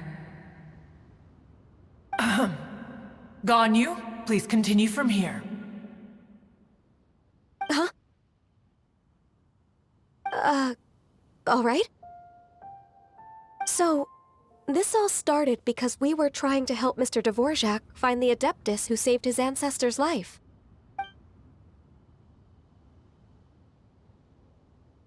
Cloud Retainer informed us that the one who played that melody and rescued the drowning man was none other than yourself. Ah, let me think. Yes, I do believe I recall that encounter. What a long time ago that was. I'm surprised that you still remember it. Even more astonishing, perhaps, is the fact that this story has survived this long at all, when mortal lives are so very brief. It appears that she has proven herself right once again. Who's she? We like to call her Guizhong. From the look in Cloud Retainer's eyes, I sense that she has already told you all about her. Albeit reluctantly, one might add. Oh, there is no harm done. After all, Lantern Rite's very purpose is to commemorate the heroes who gave their lives for Liyue. Although Guizhong did not live to see the splendid sights of today, she was as much a hero as any other. So how has she proven herself right again exactly? Once upon a time, she said to me that humans were a weak form of life that she wished to protect with her wisdom. But as she interacted more and more with them, her opinions on them began to change. She marveled at the beautiful complexity of their spirits, the sheer splendor of all they could accomplish through their hard work and intelligence. She told us that to underestimate human potential would be to make a grave mistake. With the smallest amount of guidance, enormous power can be unleashed in them, and a human who has reached their full potential may well be her equal. Someone who could have as much to teach an Adeptus as to learn from them. She always had a way with words. That her mechanical accomplishments were judged superior to one's own was, one suspects, in large part due to her sheer eloquence. Speaking of mechanics, Cloud Retainer, do you still remember that potted plant mechanism? The one that the two of you gave me as a gift? Of course. Guizhong and one both put an immense amount of effort into that gift. It would be no overstatement to call it a testament to each of our individual technical genius. As Guizhong once said, it takes every blade of grass and every flower to make a homeland. When I see the sight of Liyue Harbor before us today, I am reminded of this. Madam Ping looks very emotional right now. Of all of us, it was Guizhong who was the fondest of these grand and exciting occasions. If she were still with us, I'm quite sure she would still be trying to best Cloud Retainer's finest works at every opportunity. Liyue Harbor is always filled with the sound of music at this time of the year. If she were here, one is certain that she would seek you out to discuss and debate the virtues of various melodies. Oh, yeah! Music! We've been dying to ask. What was the melody that you played back then? Oh, also, with you being such a music expert and all, why don't you join the concert as a performer? I can make arrangements right away. Oh, as much as I don't wish to dampen your enthusiasm, it's been a long time since I played this zither. My fingers don't have the dexterity they once did, and whenever I play that tune, it always reminds me of her. I start wondering what she would think of the changes I have made to her melody. There was a period of time whenever I started strumming, it almost felt like she was back again. Sitting right there on the stone stool next to me, chatting away. Skybracer and Seagazer too, looking just like they did in the old days. No matter how much time goes by, the moment that melody starts playing, it transports me right back to that time in my memory. So the past still weighs heavily on your heart? Well, I would be lying to myself if I claimed to have completely moved on. But that is not to say that grief doesn't get easier with time. Despite the sadness, I have found many things that bring me joy in life. It is simply the nature of the world in which we live that even if one wished to mourn for an eternity, it would be a nigh impossible feat. Just look at this potted plant. Isn't it stunning? It takes an honest and open mind to confront and conquer grief. You have indeed made progress. Be that as it may, I shall leave the lantern rite stage to the youth of today. Well, if you're sure. Granny! Whoa, what's everyone doing here? Did something bad happen? Ah, and now we've spooked Yanfei. No, everyone's just here to give me their regards for the holiday. Oh, that's wonderful, I'm glad. Well, in that case, happy Lantern Rite, everyone. Happy Lantern Rite. Oh, I just remembered that I have some, work to do at Yuehai Pavilion that I need to discuss with Yanfei. I haven't been able to find a chance until now. I will leave Mr. Dvorak in your capable hands. Cloud Retainer, Ping, we will be off for now. Huh? Does it have to be right now? Which case is this again? Hey, Ganyu! It seems Ganyu still has much to learn when it comes to the art of deception. What a pity. She has learned nothing of one's ability to carry a conversation. Since it's been so long, Cloud Retainer, why don't you stay? I'll make a cup of tea and we can chat a while. Gladly. This was one's intention as well. When you next see the Fontaine musician, please give him my regards. I'd like to wish him the very best with the concert. You got it, Madam Ping! Thank you all. I think you've listened to enough of my nattering for one day. As for that melody, I will play it for you all another time. Goodness knows I need to practice it first. Wow, that'd be great! We'll look forward to it.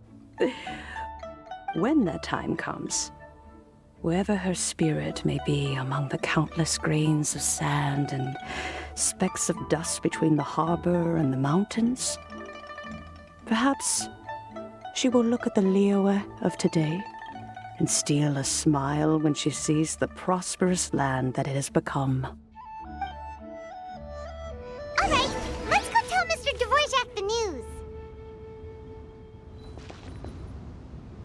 Ping, what say you to convening more often in the future? That would be quite wonderful. But I must say, after all this time, I've grown quite accustomed to the harbor. When we are to meet, I shall have to trouble you to make the journey to the city. You sound just like Shenhe. The child is constantly telling one all sorts of stories from the city, as if one was partial to them. Have you ever considered moving to the city, Cloud Retainer?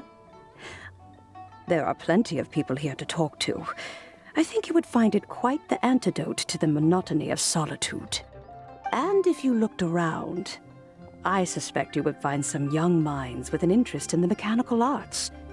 Some of them even worth training. We shall see.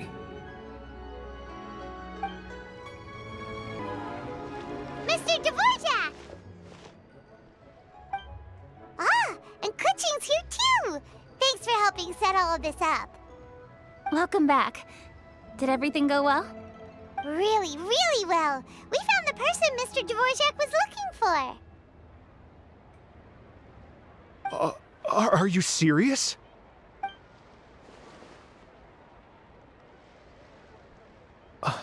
I see.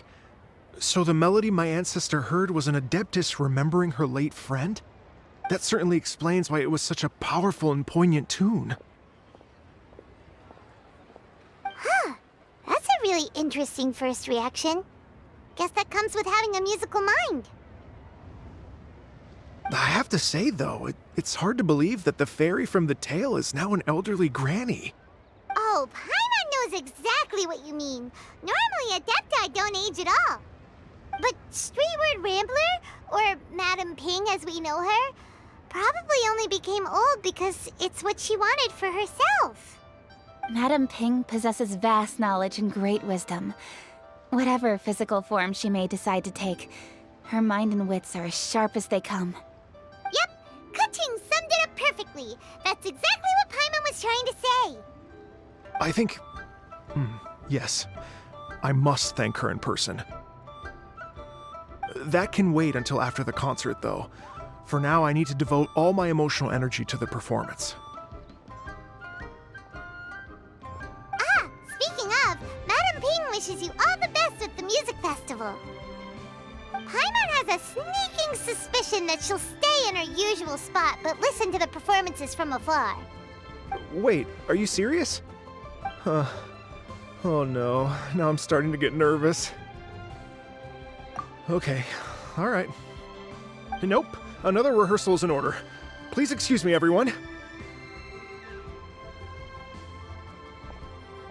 Mr. Dvorak? He's already gone. Paimon wasn't even finished telling him everything. Before we set off on our search with Ganyu, he asked us about what music means to people. After our recent adventure, Paimon thinks we have a lot more to say about that now. Please, share your insights with me. Well, we found out that music can be used for good, but also for bad.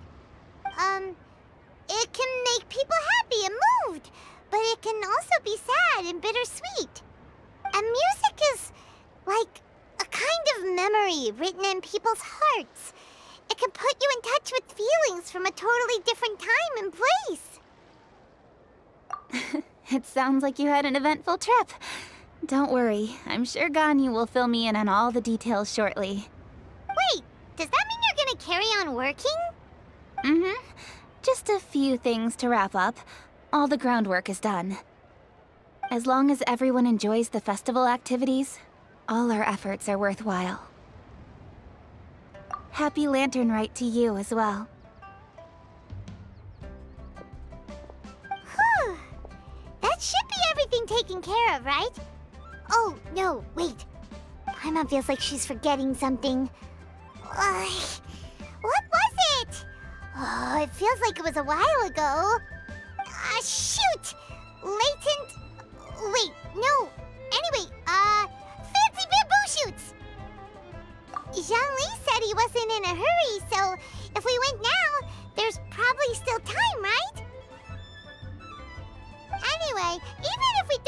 it. It's not our fault. He could have totally picked him by himself. Ugh.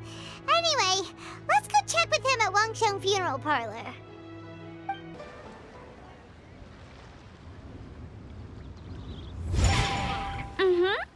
Da da da da da da da da da. Da da da. Oh. All right, let's take a break here. Oh wow, look who it is! Are you here to hang out with everyone's favorite funeral director? So you're just casually practicing your rapping skills at the entrance to your funeral parlor? In broad daylight? Okay. After everything we've been through, you don't see me for a hot minute, and you're back to being scared of your own shadow. We have all this open space, a clear view of the mountains behind and the sea in front. Not to mention we have several invisible audience members enthusiastically cheering us on. It's the perfect spot to rehearse. Invisible audience members? Gotta say, it took me a few days to get used to Director Who's way of talking. Xinyan was pretty spooked too when she first got here. Just like when she sees a frog, but a giant frog with sharp teeth. Come on, knock it off. What's wrong? I've never seen someone look so confused before. Well, don't worry, because Director Who's here to explain it all. There once was a Fontaine musician who went around town on a mission. He came door to door for his iridescence tour, looking for acts to audition. With my words, Xinyan's chords, and Yunjin as our mentor,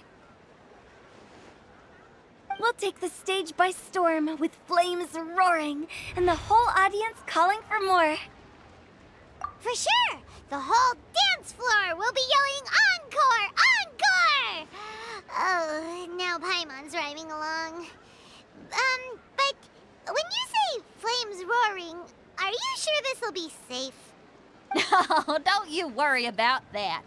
I'm pretty experienced on the stage, and I've already informed the Yuhong of all the pyrotechnics we're planning on using. Huh.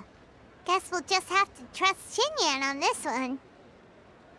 Oh, Zhongli. He took one of those fancy meal boxes and set off for the mountains. Said he wanted to pay a visit to some old friends. It's a real pity that he couldn't be around for this. As well as being a true connoisseur of traditional art forms, he's able to appreciate Xinyan's performances too. Yeah, that's right. Matter of fact, he was the one who first invited me to perform here. To tell the truth, though, I never thought I'd really find myself rehearsing here one day. Well, now you know. The Wangsheng Funeral Parlor is a great location. All of you are always welcome to come and hang out here, especially if you're in the mood to try something new. I can speak to that. Hu Tao is always full of fun surprises. And jump scares. Actually, Xinyan, I have some lyric ideas for your part. Do you want to go through them together? Oh, sure thing. I'm all ears. Oh, Traveler and Paimon, I believe Zhongli was heading to Mount Hulao, so make sure you're hiking up the right hill. When you see Zhongli, please pass on this message to him. It's up to him whether he wants to support us at the performance tonight, but I expect him to make time for the upcoming banquet we're planning. No excuses. You should join us too. It'll be a riot. If there's one thing I've learned from being a funeral director, it's how to throw a party. Okay, everyone. I think that's a long enough break. Let's take it from the top, shall we? Ms. Yoon is such a strict mentor. These breaks aren't even long enough to have a sip of tea. Well, you were desperate to get involved, and this is what it takes. If I gave you half the chance, you'd be sipping tea till nightfall. Hey, how about I treat us all to some late-night snacks once we're done? Hu Tao, what you craving? How about some stir-fried filet with a side of crab roe tofu? Where are we gonna find crab roe tofu so late at night? We could always just go pester Masterful Chef Zhongling. Now I'm hungry. All right, let's knock this out and then go grab some food.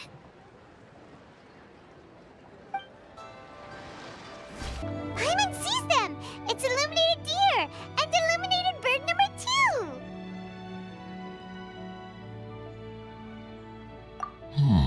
2! A familiar face. Have you come from Liyue Harbor? How is the city nowadays? Everything's great! But you know, if you're so curious, you can always go and check it out for yourself. In fact, Mooncarver has been taking many walks on Mount Tianheng in recent times. I believe the sights of the city are quite familiar to him. Zhongli! Here you are! We've brought the bamboo shoots you wanted. Impeccable timing.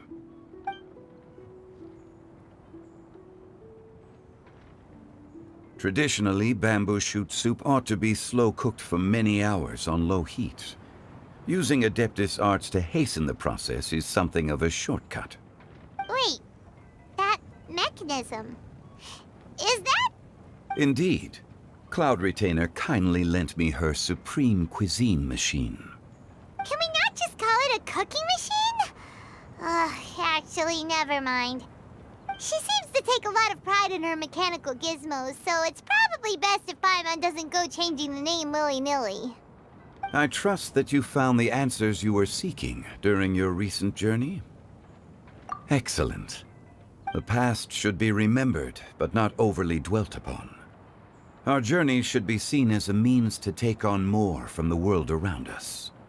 When the bamboo shoot soup is ready, I must insist that you try some for yourself. Oh, Zhongli! Hu Tao told us to tell you something.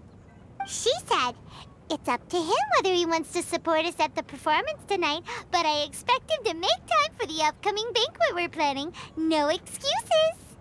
When she says performance, she must mean the Lantern Rite Music Festival. As for the banquet, she didn't tell us anything more about that, but she invited us to come as well. As you can see, I have a prior engagement with 2 Adepti friends of mine tonight. Please, give Director Hu my best wishes for the performance. As for the banquet, since the Director insists, far be it from a mere consultant like myself to refuse. Yay! Then we'll see you there? Absolutely. Rex Lapis, the bamboo shoot soup is ready. Thank you. I will examine it right away. The appearance is exquisite, and the aroma rich and intense. The craftsmanship of this machine is commendable indeed. Since you came all this way, you should not leave empty-handed. Please, take some soup. It tastes most exquisite while still warm. The backdrop of I intend to reminisce with my old friends for a while longer. You ought to get back to Liyue Harbor. There is a performance you do not want to miss. Had one known that Cloud Retainer was in possession of such eminently useful devices, one would have sought to borrow one from her long ago. And yet, since you share my lack of enthusiasm for mechanisms and fine dining, it would have become a mere decorative ornament in your abode. Not so. Had one had such a device to make up for one's lack of culinary prowess, Shenhe would not have had to rely on flowers and herbs alone for sustenance while under one's care. In that case, shall we rendezvous with Cloud Retainer one day soon and request to borrow one more Supreme Cuisine machine? A fine idea. A fine idea indeed.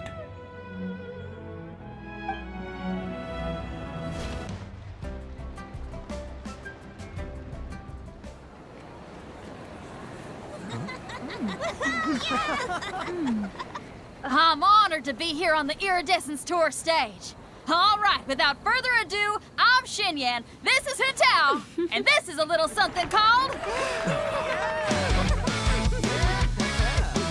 The Bling Lilies!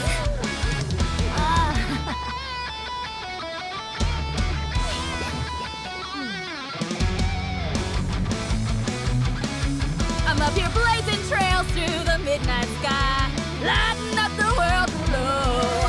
And when the crowds all hear my voice, they'll meet the spirit of rock and roll. Let's go! Hey, you butterfly, you too buzzing by, guiding your way to the afterlife, opening the path without a fright. Oh, I'll light the fire, watch it blaze across the universe. I'll spit my rhymes, watch you step, or you'll get burned. Hey, woo!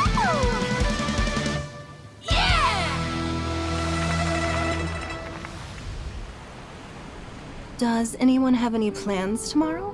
With another year behind us, I think we deserve a celebration of our own. My treat. Interested? The Tianquan footing the bill? I can't miss out on that.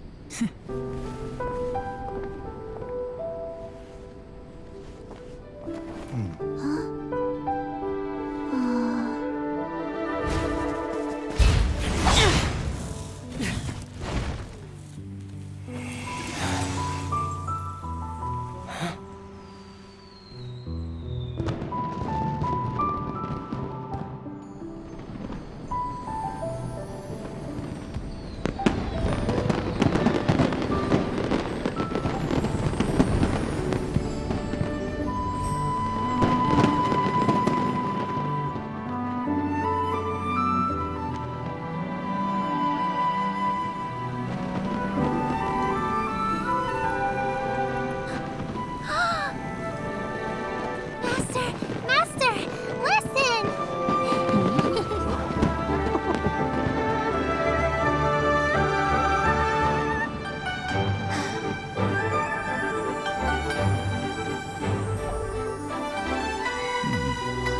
May the year ahead be a blessed one. I believe it shall be.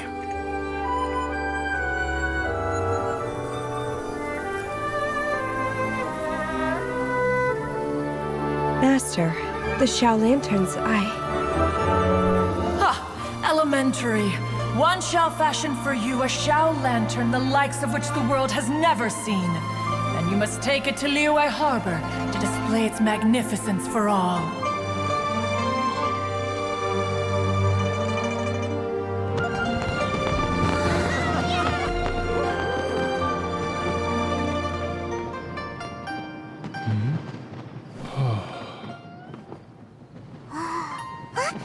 Listen! That must be Madame Ping!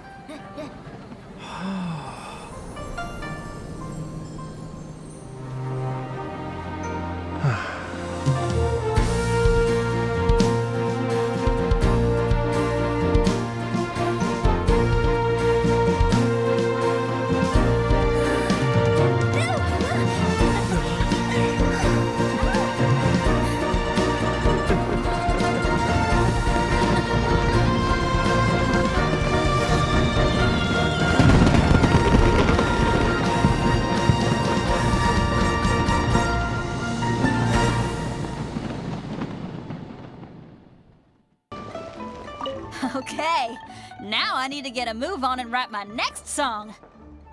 Listen to you. You only just fulfilled one lifetime dream. Are you really thinking about your next goal already? Don't try to tell me you ain't the same way. I bet you've already thought up a name for your next opera, haven't you? You know me too well, Xinyan. The Adeptus Seeking Voyage. How does that sound? Oh, man! Yeah, I can already picture it. I've also got just the finishing line for it. I'll close with, "And the celestial melody echoed through the clouds forevermore."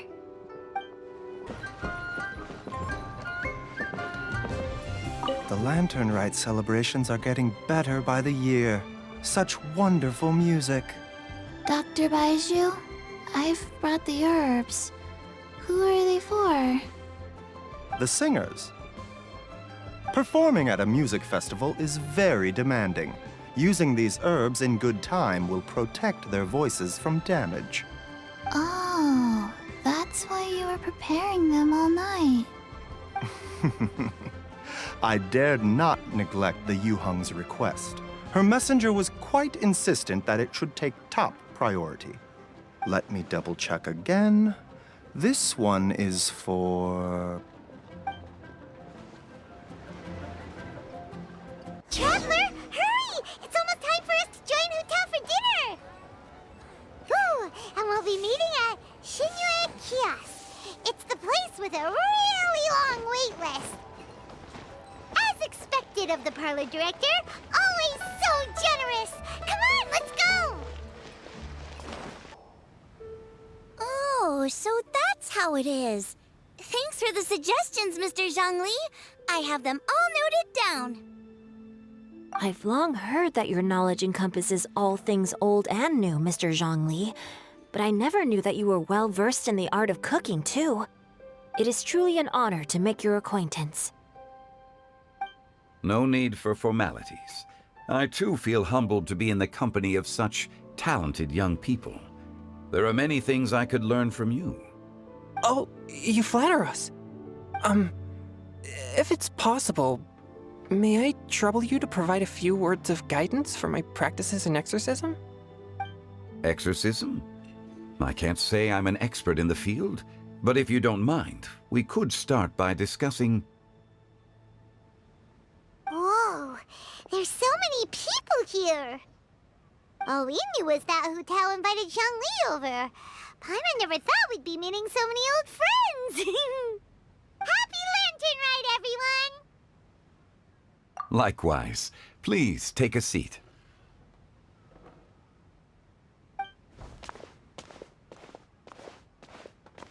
Happy Lantern Rite! Are you having fun? Me too. I've seen Xinyan perform before, but this is the first time I've watched something like this. I heard that the audience loved it too, and she's been receiving quite a lot of performance invitations lately. She's more busy than ever, and Yoonjin's gonna help her. Yep, and they asked us to pass on their season's greetings to everyone. They hope we'll have a wonderful gathering. The performance was spectacular indeed. However, it gave Xiangling a huge burst of inspiration, which in turn gave us a bit of a headache. Us? Did Xiangling ask you to try out her dishes too? That, my friend, is beside the point. Watching you eat was enough for me. Come to think of it, I probably shouldn't have burdened Chongyun with eating my share too. Hold on, Xiangling came up with a new recipe? Let Paimon try! See? Someone here knows how to encourage people. Thanks, Paimon. Oh, and I have to thank Mr. Zhongli, too. He gave me lots of useful pointers that really drove it home for me. Oh, so that's what you were talking about before we arrived. Yes. Since we'll be dining together, the topic of our conversation naturally revolved around cooking. Xiangling's ideas are truly unconventional. Her choices in both ingredients and spices are comparable to a melody dancing on the tongue. My suggestions were nothing more than the icing on the cake. Oh, the two of you always deliver. Now I'm getting embarrassed. Anyway, I'll get everyone to have a taste after I've adjusted the recipe based on Mr. Zhongli's advice. That sounds like it might become a little safer to eat. How about I sample the dishes next time? Speaking of eating, Paimon feels like we're missing someone. Oh, Huta was the one who invited us, but she's not here. And where's Guoba? Oh, Guoba volunteered to help Dad at the restaurant. You know, lots of people come over to eat during Lantern Rite. Without Guoba helping out, I probably wouldn't have had the time to accept Hu Tao's invitation. As for Hu Tao... The director went to collect a guest. She asked me to stay here and host you for the time being. Seems like it's almost time. Huh? Hu Tao went to fetch someone in person? Oh, that must mean they are super important. Could it be... Kuching? Ningguang? Or Captain Beto? She didn't clarify. And as her subordinate, I couldn't just pry into the details, could I? Ta-da! We're here! Oh, we're not late to the party, right? Right? Good thing the Conqueror of Demons and I are both as swift as the wind. And whoosh, we made it just in time.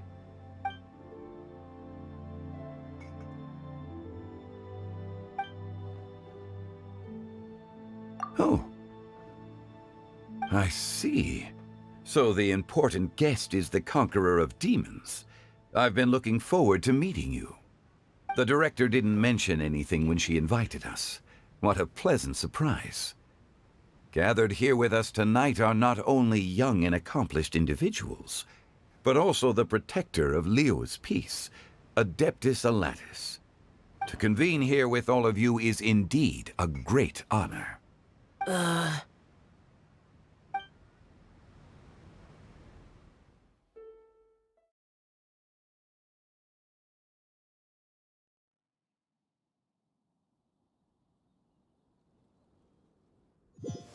Hey, can you hear the frog? It's almost lantern right. Yet you took all the trouble coming here. The director has a way of making it difficult to decline. Rex Lapis, may I ask what troubles you? The director asked me to buy sesame oil in preparation for the celebrations. Huh. Then why would you come all the way to Wangshu Inn? I had a pleasant chat with Chef Yenchao and received some spices from him. And, see? Here's some matsutake and a portion of ham. What about the sesame oil? It's a shame. I couldn't find the kind the director was looking for.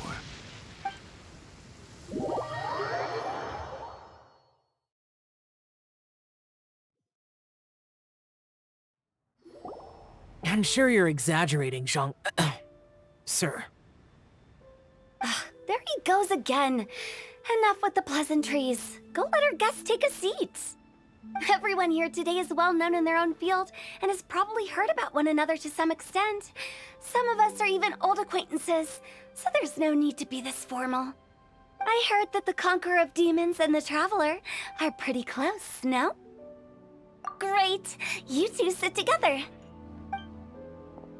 You should take a seat too, Director. Oh? Finally remembered me? When we arrived just now, the host at Xinyue Kiosk told me our dishes are almost ready. Perfect timing. Let's not wait any longer and ask them to bring out the food.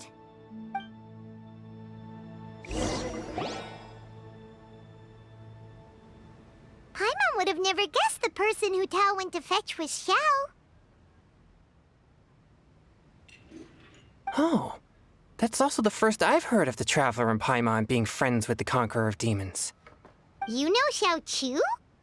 Knowing is a bit of an overstatement. I've always looked up to him.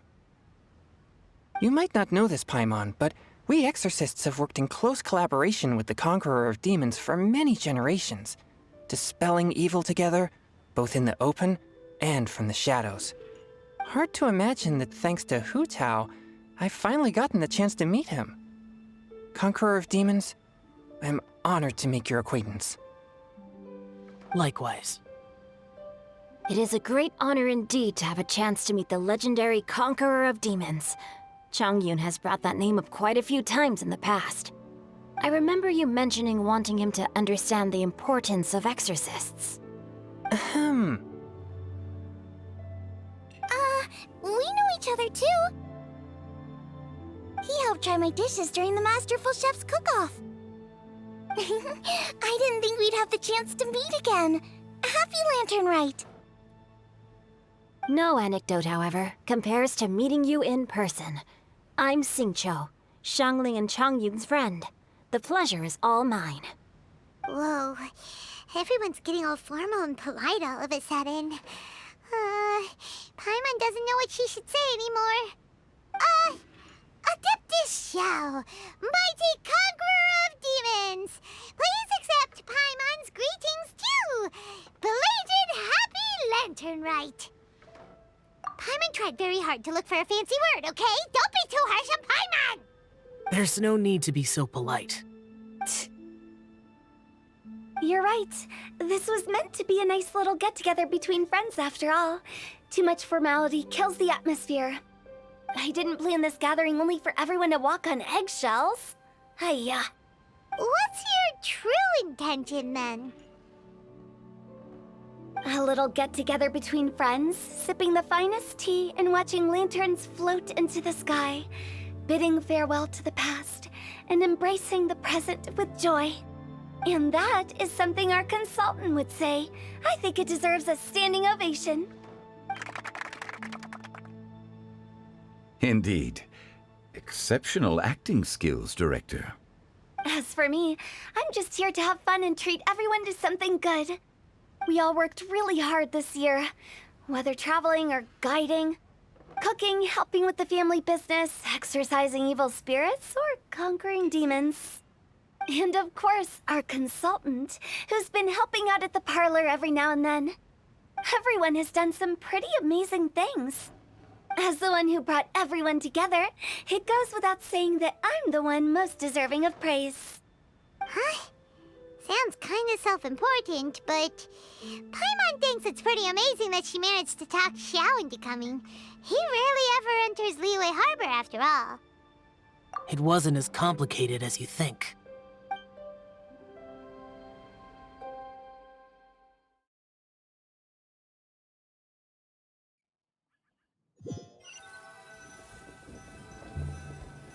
Okay, gotcha. Thanks, boss lady. It's not boss lady, just boss. And there she goes.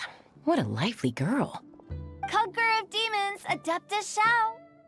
Guardian of Wangshu Inn, hero of Dihua Marsh. I know you're there.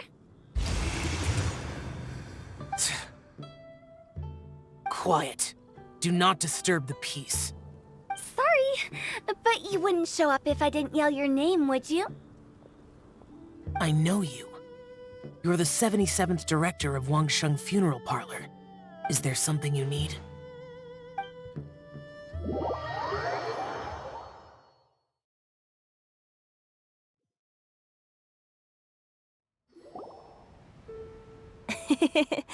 That does sound like one of Hu Tao's antics. Did the Conqueror of Demons agree to come so that Hu Tao would stop pestering him? There might be other reasons. Smart guess. Huh? There's more to it? It gets pretty boring from here on. I talked about the funeral parlor's past relationships with the guardian yakshas. You know, just to be sociable. In the time of the Archon War, disputes were frequent, and disaster overtook the land. Humans couldn't escape from the torment of the plague, nor could they escape death. The Adepti vanquished the demons, the Millelith fought valiantly, and Wangsheng Funeral Parlor was responsible for purifying the diseased and sending off the spirits of the dead. That is how the border between life and death was maintained during the war. And it effectively prevented further incidents from happening. That's right. 1 point for the consultant. But despite our deep-rooted connection, it still took me quite a while to actually convince him. You know him pretty well, huh? This matter is out of my control, so I need to be cautious. True, but I've kept that in mind too. That's why everyone here today is in one way or another acquainted with elemental power. Besides, it'll only be for a short while as we dine together. There won't be any lasting consequences. But I didn't expect there to be so many people. There's no need to worry, Conqueror of Demons. We're not feeling anything unusual so far. Our young exorcist over here is protected by his pure yang energy, so he's probably the most resilient. That's not the same. And did you just toss your carrots into my bowl? Hey, don't look away. Huh? What? I'm siding with Chongyun. I saw that too. You're lucky Guoba isn't here today. He hates seeing people being picky with their food. If he'd seen that, he'd definitely make you eat all your carrots. Huh? Guoba would do that? Is he that uncompromising? But now that I think of it, Xianglin told me that Guoba used to be the stove god. It sounds like you've heard the rumors.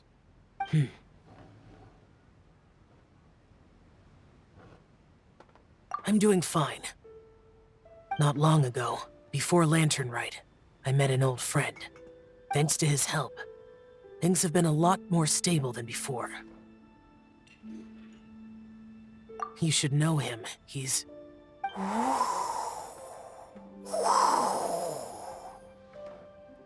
Seeds of story, brought by the wind. And cultivated by time. Did Paimon just unconsciously complete the thing? That voice. Could it be?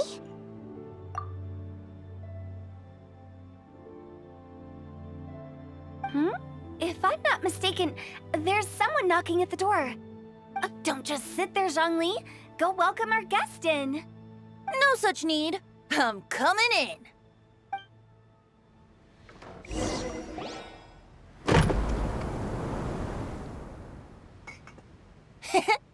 You finally let me in.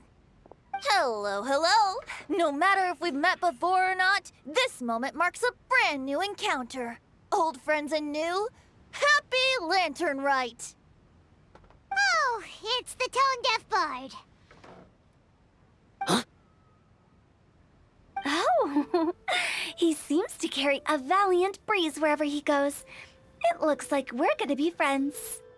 Fate has brought us together, so come on, take a seat and be my guest. Help yourself. Oh, I'll ask them for another set of cutlery.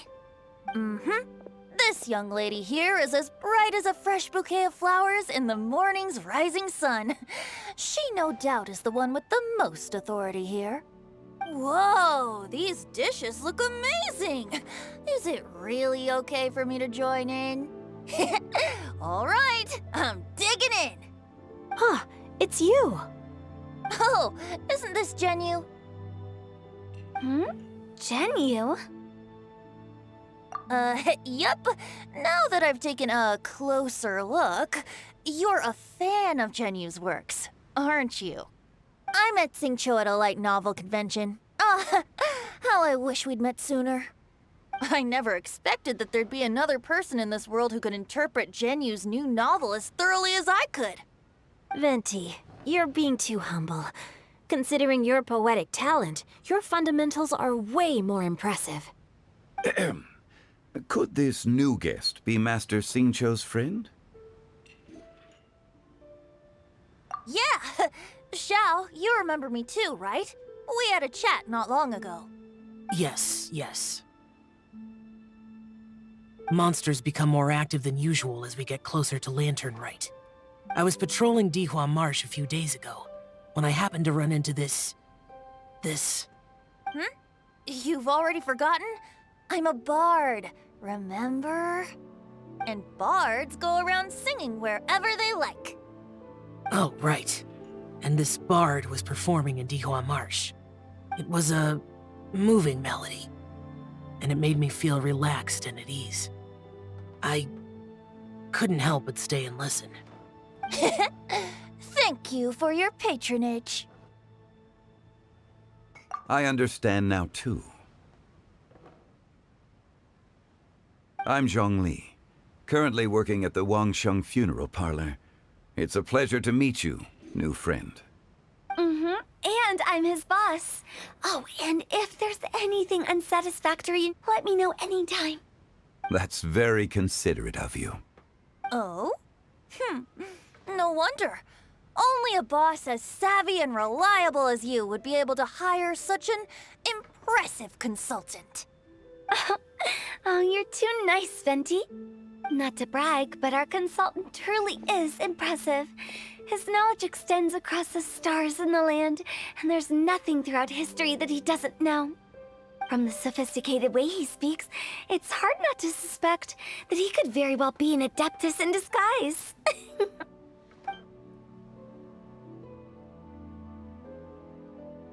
Xiao, you're an adeptus. Do you think it might be possible? Sorry. I'm only good at conquering demons. I'm afraid I don't have much knowledge in that matter. Really? But Paimon thinks you're super knowledgeable. Huh? Oh! Right! Xiao's a warrior. He doesn't come to the city very often, so it's, pretty normal for him to not know anything. Yeah. Eh? Really? I've actually heard a few things about Mr. Zhongli before.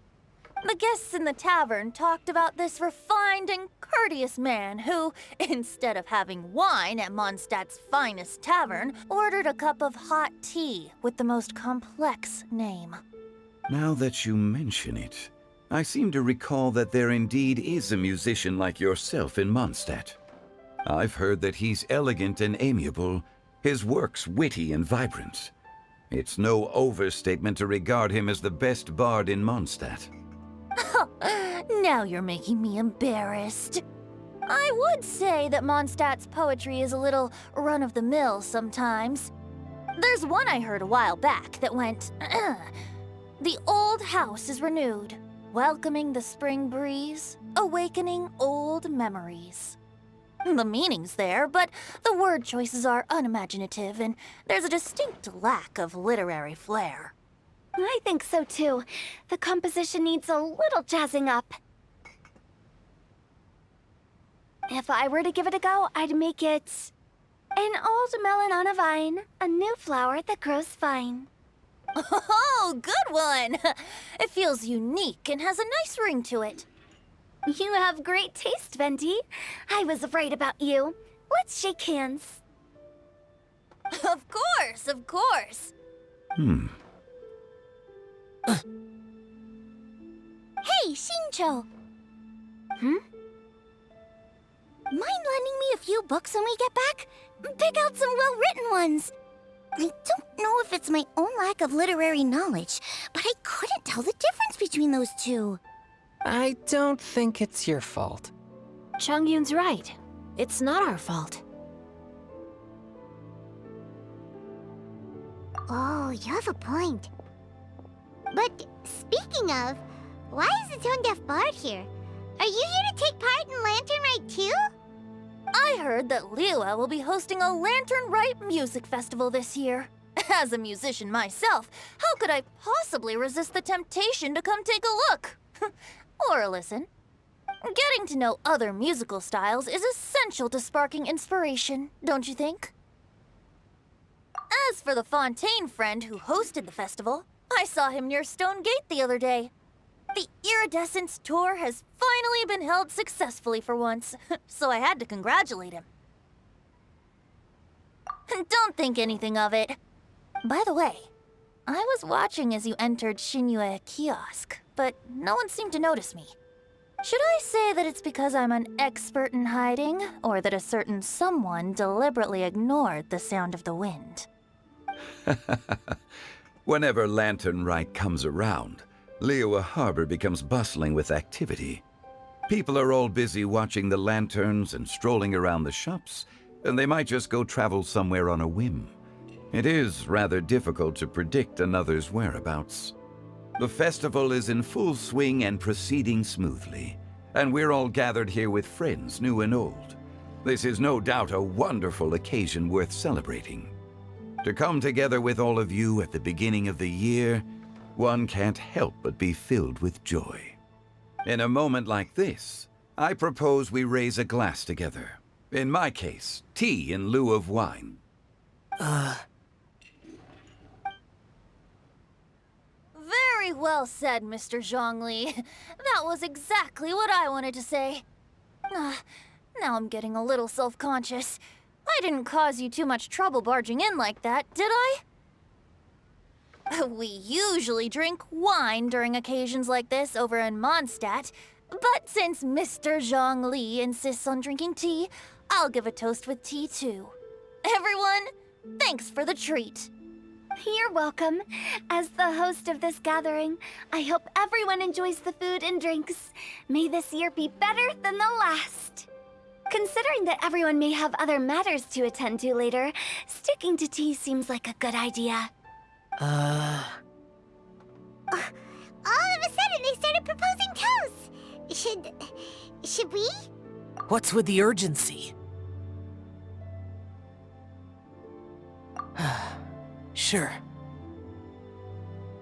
Have you two finished eating? It's always nice to have a breath of fresh air after a meal. Helps with digestion. Paimon will come too.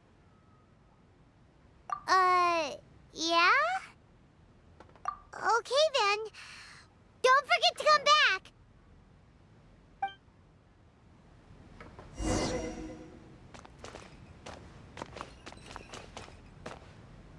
It seems like our new friend is an expert in wine. I deserve no such praise. I only drink for fun. It's nothing compared to your... I'm glad we're only having tea today. What if I got drunk and said something nonsensical? I'd surely become an object of ridicule to someone I've just met. No such thing. I wouldn't dare disrespect the director's guest.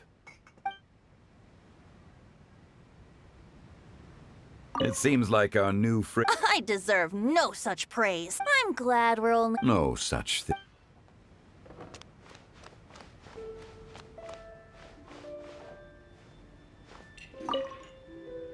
About you and Venti. Could he be a partner in your family business? That's right. You know how my family is. A lot of business secrets can't just be divulged at the dinner table. Ah, just as I thought.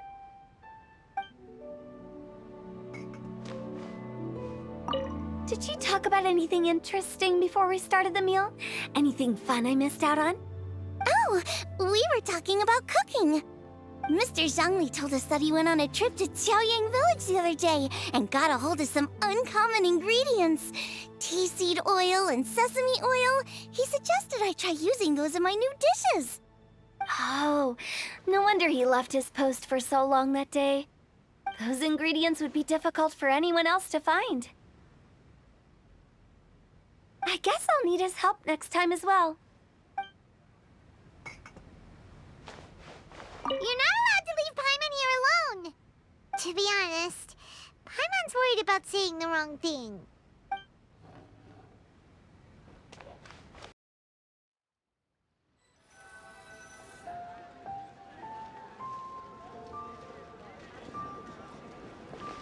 Are you alright?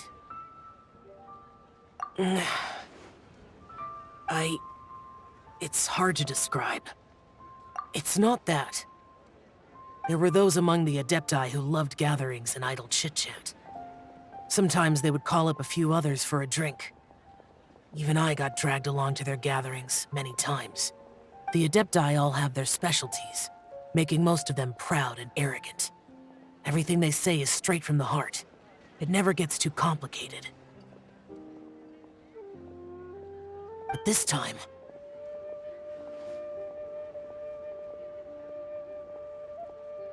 That's not what I meant. Or perhaps I should say Rex Lapis is really good at adapting to human life. You could say that he actually enjoys doing so.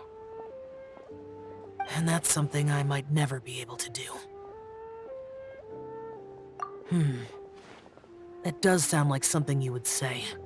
No matter. I know my circumstances. Whenever I think of the ordinary conversations I've had with you, it feels strangely novel. Yes. The parlor director went out of her way with the invitation, so it was difficult to turn her down. I had made mental preparations before agreeing to come. She told me that all the guests today would be acquainted with elemental power, and I knew that you would be here. But I didn't expect the other guests to be... General Capisis always said that we should live in the present and enjoy every pleasant surprise. Perhaps that's what I should do with what I'm feeling now. But I think he meant designing clothes for those around him. The clothes were intricately designed, but inconvenient to wear. Brother Bosacius never tried to hide his distaste in front of him. Rex Lapis did like his designs and even collected quite a few. The outfit he wears now was also designed by General Capisis himself. I never saw him wear this during the war. I didn't expect him to start wearing it later. Oh, here you are. I'm not intruding, right? You're not. What is it?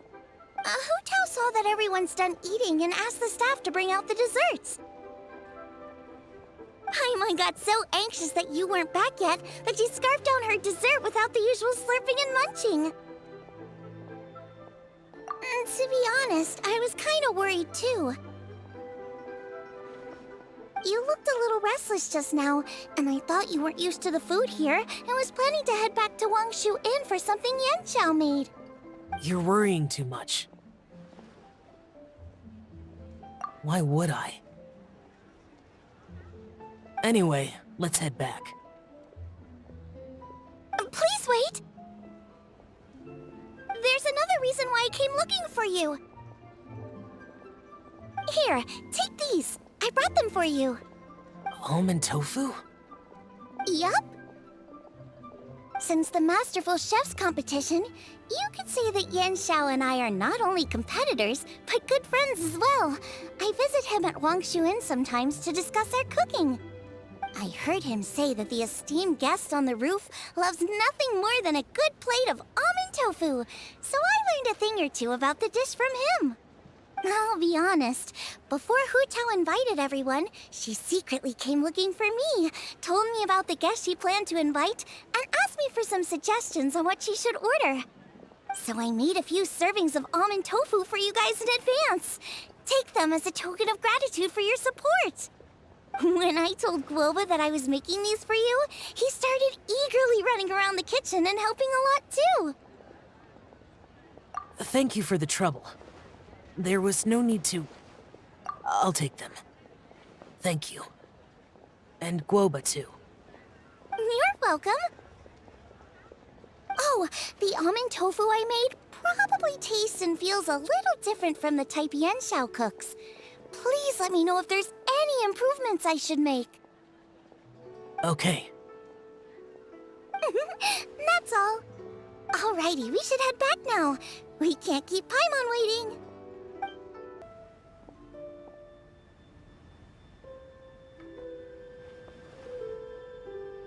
Oh, you're finally done whispering secrets to each other? So much for promising Paimon you'll be back soon.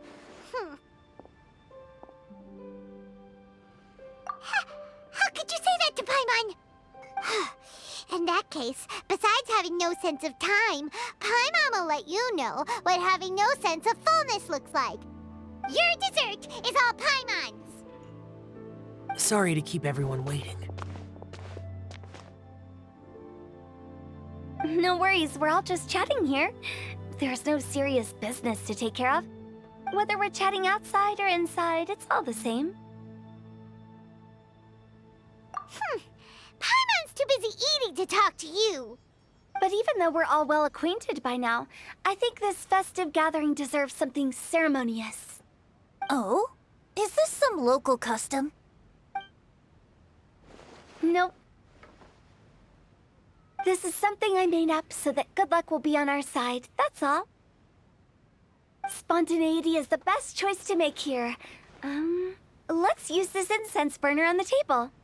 It's been lit for so long now that the incense is running out. I'll leave refilling and lighting the incense to the most distinguished guest among us all. Lighting the incense will signify continuous growth and prosperity in all our endeavors in the new year. I see. Perfect symbolism, as expected of Hu Tao. And speaking of the most distinguished guest here today, I'm sure we all agree that it's Mr. Zhongli. I'm not very familiar with the details of his past deeds, but chatting with him has been a real eye-opener, even for a bard who has traveled all across the world. If knowledge were a form of power, one could even say that you're a wielder of unlimited strength. But when it comes to having a way with words, the notable bard is certainly one cut above the rest. I just happen to have a good memory. It is such an unexceptional skill, yet you made it sound like an unparalleled talent. I am truly impressed. Since we all get to nominate someone...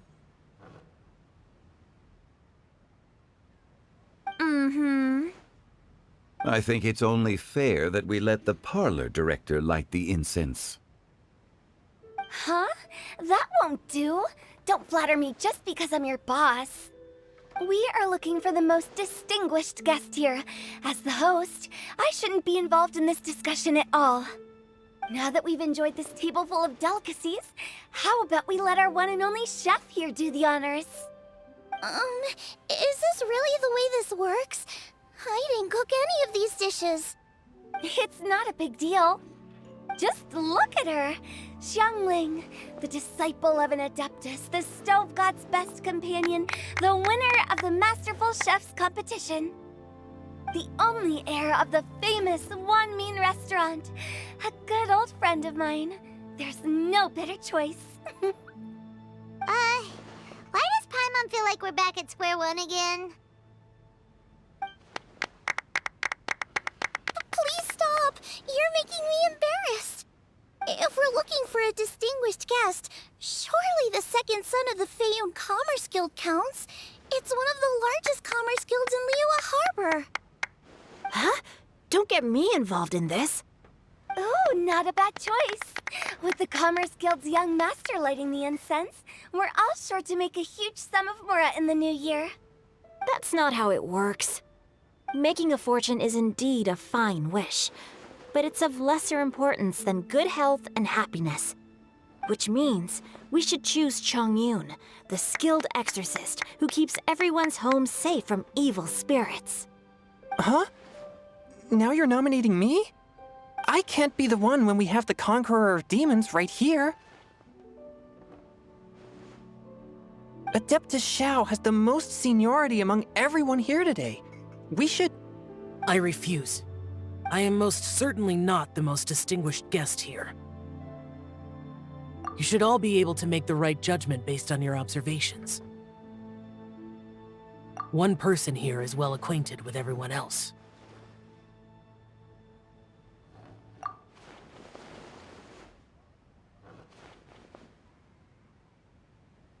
Oh, that's right! Even though you're always mocking Paimon, you're still pretty popular with other people. No, wait! Paimon said she wouldn't talk to you again. Huh? Who else is there? Huh? Huh? Does that mean Paimon's the most distinguished guest?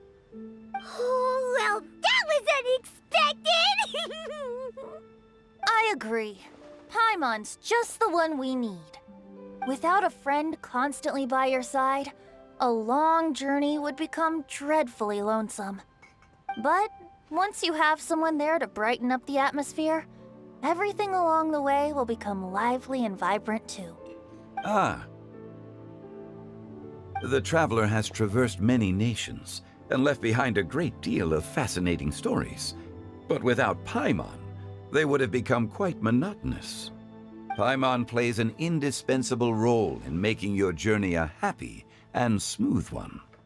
You guys, Paimon's not used to being praised like that. Those were genuine compliments, right?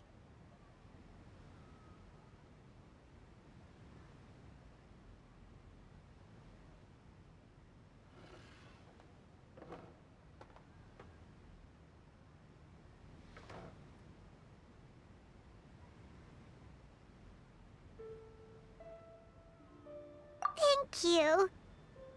You made Paimon wait for a long time, but Paimon's not mad anymore. Don't take everything to heart, Paimon. Friends tease each other all the time. That is indeed true. That means Paimon is as important to the traveler as Guoba is to me. Looks like we've come to an agreement. Any objections before we proceed? I trust the traveler's judgment. Then Paimon it is. And now, the world's most excellent traveler's greatest companion, guide, and friend, Paimon, will be refilling and lighting the incense for us. Here you go. Take the match, and don't burn yourself. But if things go really wrong, here's the 2-for-1 coupon.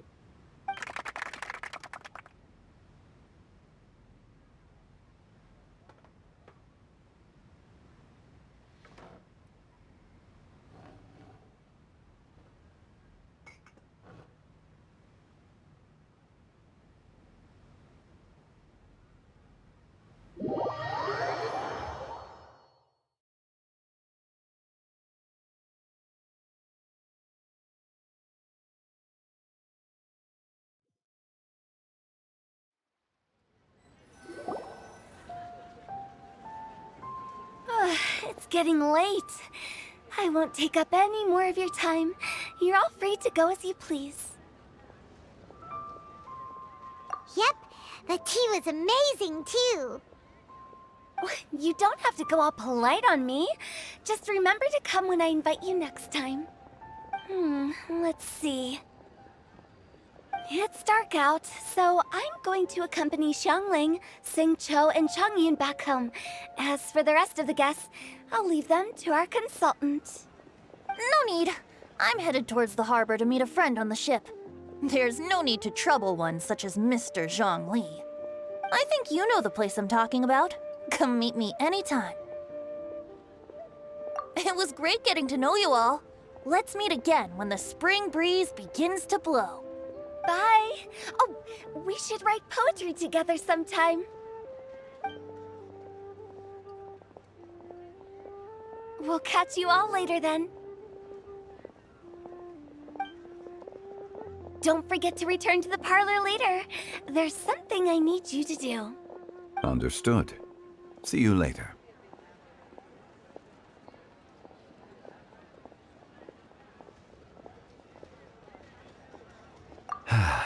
Well then. Rex Lapis. Just Zhongli will do. I live as a mortal in Liu Harbor now. I am just one among many who begin work at sunrise and retire to rest at sundown. If we were to consider status and seniority as Zhongli, I should be respectfully referring to you as Adeptus Shao. Heaven forbid. Not you too. I meant what I said. I heard that during the Rite Music Festival, you conferred with Streetward Rambler and Cloud Retainer. I take it as you've gained a lot more knowledge about the past?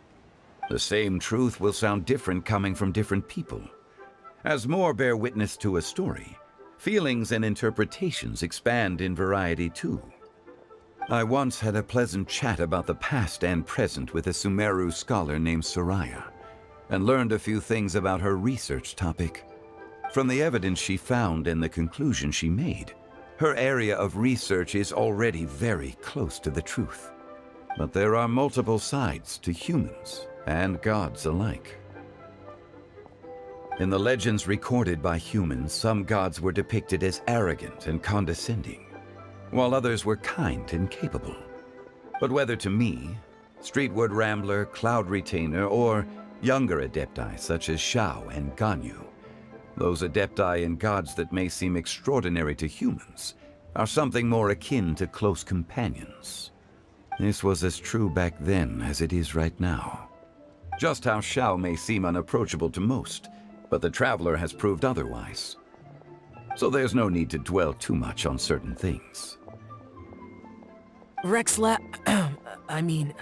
Zhongli, what you're saying is... It looks like you understood what I meant. Ah. The director asked me to accompany you on your return, but I don't think you'll need my protection. I'll be taking a walk around and admiring the night scenery. After that, it'll be time for me to go back and meet up with the director. Goodbye for now. Bye, Zhongli! Everyone's gone now. Paimon always feels a little empty inside when a lively celebration ends. But at least you always stay by Paimon's side. No. Paimon got it mixed up. Paimon, the best and most distinguished travel guide, will always stay by your side, Traveler. Good that you were aware, Shao. Is there anything else you want to do? We could take you on a tour of Liyue Harbor. No need. I've stayed here for much longer than I had expected. The city lights are a fine sight, but it's time for me to leave. The events of today occurred so abruptly. I appreciate your kindness. Okay. I'll see you next time then. The vegetables are fresh, and there are enough wheats and grains stocked up. I'll pass on the seafood. Oh, it's you. We meet again. Surprised to see me here? It's the director's orders. Xiangling worked all day and night at the restaurant during the festival and didn't get to have any time to enjoy the festivities. The director sent me here to help out in the kitchen so that Xiangling will have some time to herself. But with someone as hardworking as you around, there seems to be nothing much for me to do. It feels good seeing my old friend in the kitchen, fetching ingredients and lighting fires. Perhaps I should borrow Cloud Retainer's Supreme Cuisine machine to speed things up. You'd still prefer to make them by hand, but of course. Try something new at the Wanmin restaurant. Magnificent! Absolutely magnificent. Yes, when I heard the music coming from up in the clouds, I was so stunned I could barely think or move. I felt like it had a special kind of hold over me. Or maybe it was the adeptal power within the music. And the ensemble at the end was truly sublime. I felt like I would have started to cry if I hadn't been one of the performers on the stage. Magnificent!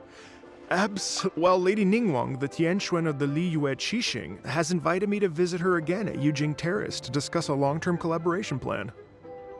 I do hope everything goes well and that we have more opportunities to collaborate in the future. The next time we have another performance, you'll have to come. I will save the best seat for you.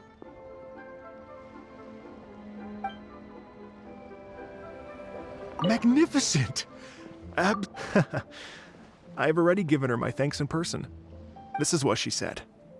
It is only natural to lend a hand when we see someone in distress. The wonderful music you brought to Liyue is worth far more than gratitude. Truly, I felt so honored. But I've also made a decision for myself. I will strive to create even more wonderful, original music for this era. Our era.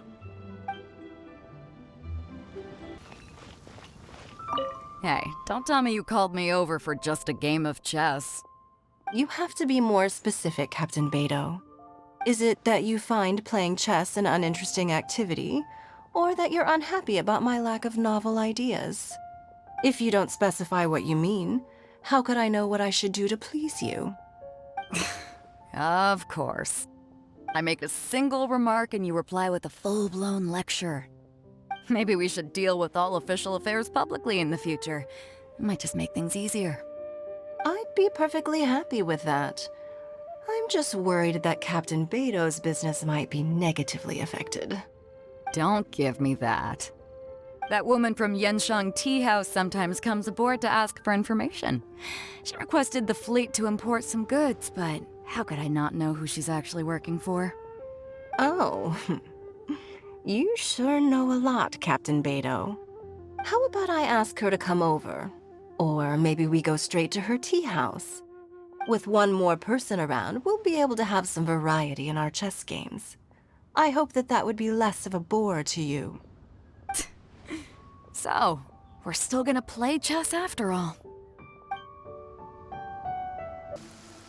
This is such a cool ship! Facing the sea breeze and gazing out at the soaring seagulls, makes me want to sing out loud! Kazuha, how about I stay here and be the ship's resident bard? What are my prospects? With your level of artistic finesse, I'm sure nothing will go wrong. But I'm afraid the sailors aboard are not the most versed in the arts. They probably wouldn't understand the deeper meaning your poetry holds. You can't say that for sure. Poetry is spur-of-the-moment creations. Anyone viewing the same sights and experiencing the same atmosphere would surely understand. There's a port in Mondstadt too, but I rarely get the chance to board any of the ships. Speaking of ships, everything's perfect about this one, except... Kazuha, could you tell your captain that my height says nothing of my age? I'm way past drinking age. How often does one get to enjoy a seafood feast on a ship? It'll be a real shame if there isn't anything stronger to enhance the food. Pretty please. There's not much I can do about that. It's not because Captain Beto's not on the ship right now, but because there's no room for negotiation on this matter. Even I have to sit in the no-drinking zone every time. But I don't get drunk after just a few sips. Trust me, I can hold my liquor really well. Yen Xiao just came up here with some almond tofu, but I haven't finished everything Xiangling gave me yet. You should try some too. I'm not as experienced in tasting mortal food as you, and I couldn't tell the difference. There must be many different stories to tell of the hustle and bustle of the mortal world, too. You can tell me. I will listen.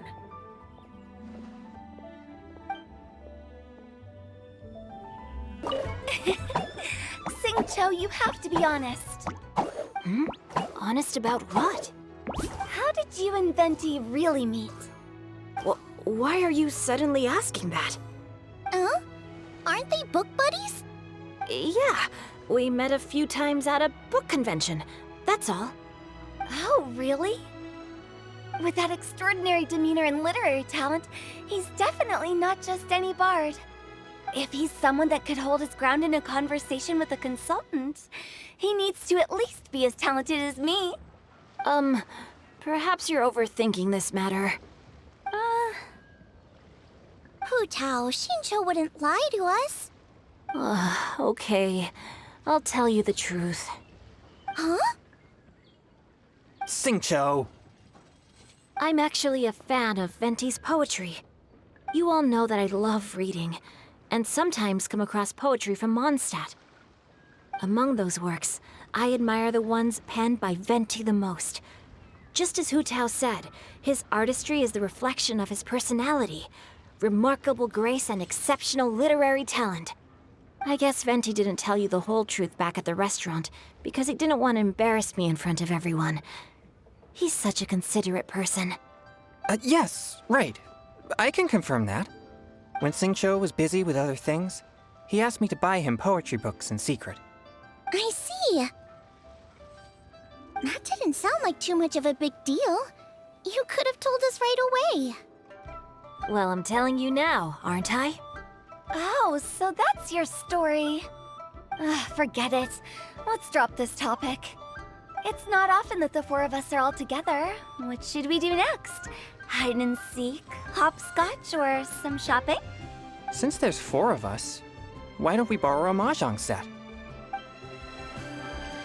I'm so happy. And all the grandmas and grandpas in Qingce Village had a great time too. You mean, what am I doing here? Well, just now, I did a performance for everyone. Although I can't play an instrument anywhere near as well as Master, I can still sing. Even Granny Roshin said I did a great job. She also gave me some candies. I'm so happy. And all the masters told me a lot of stories about the Adepti. There was Skybracer with the giant deer horns, and Sea Gazer who loved to collect treasure.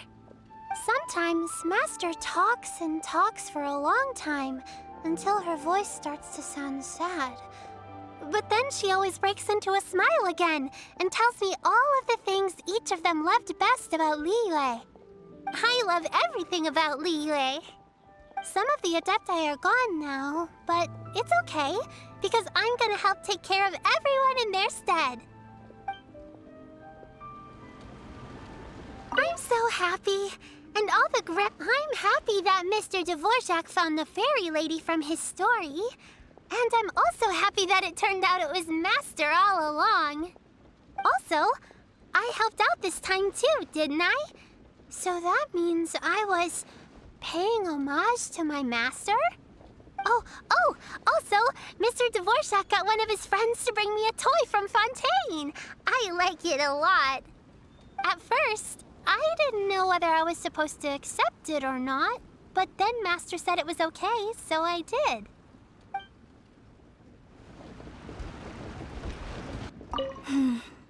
Granny, you play so beautifully. Do you think you could teach me? Oh, child, you simply never stop, do you? This festival is a rare chance to rest and relax. But here you are pestering me to teach you this, that, and the other. Don't worry, Granny. I'm a fast learner. And anyway, the sooner I start learning, the sooner we'll be able to perform a duet together. A musical duo is only as good as its weakest link. So you gotta teach me all your secrets, okay? All right. Well, you can start by making me some more tea and leaving it to cool on the side. Sure, Granny.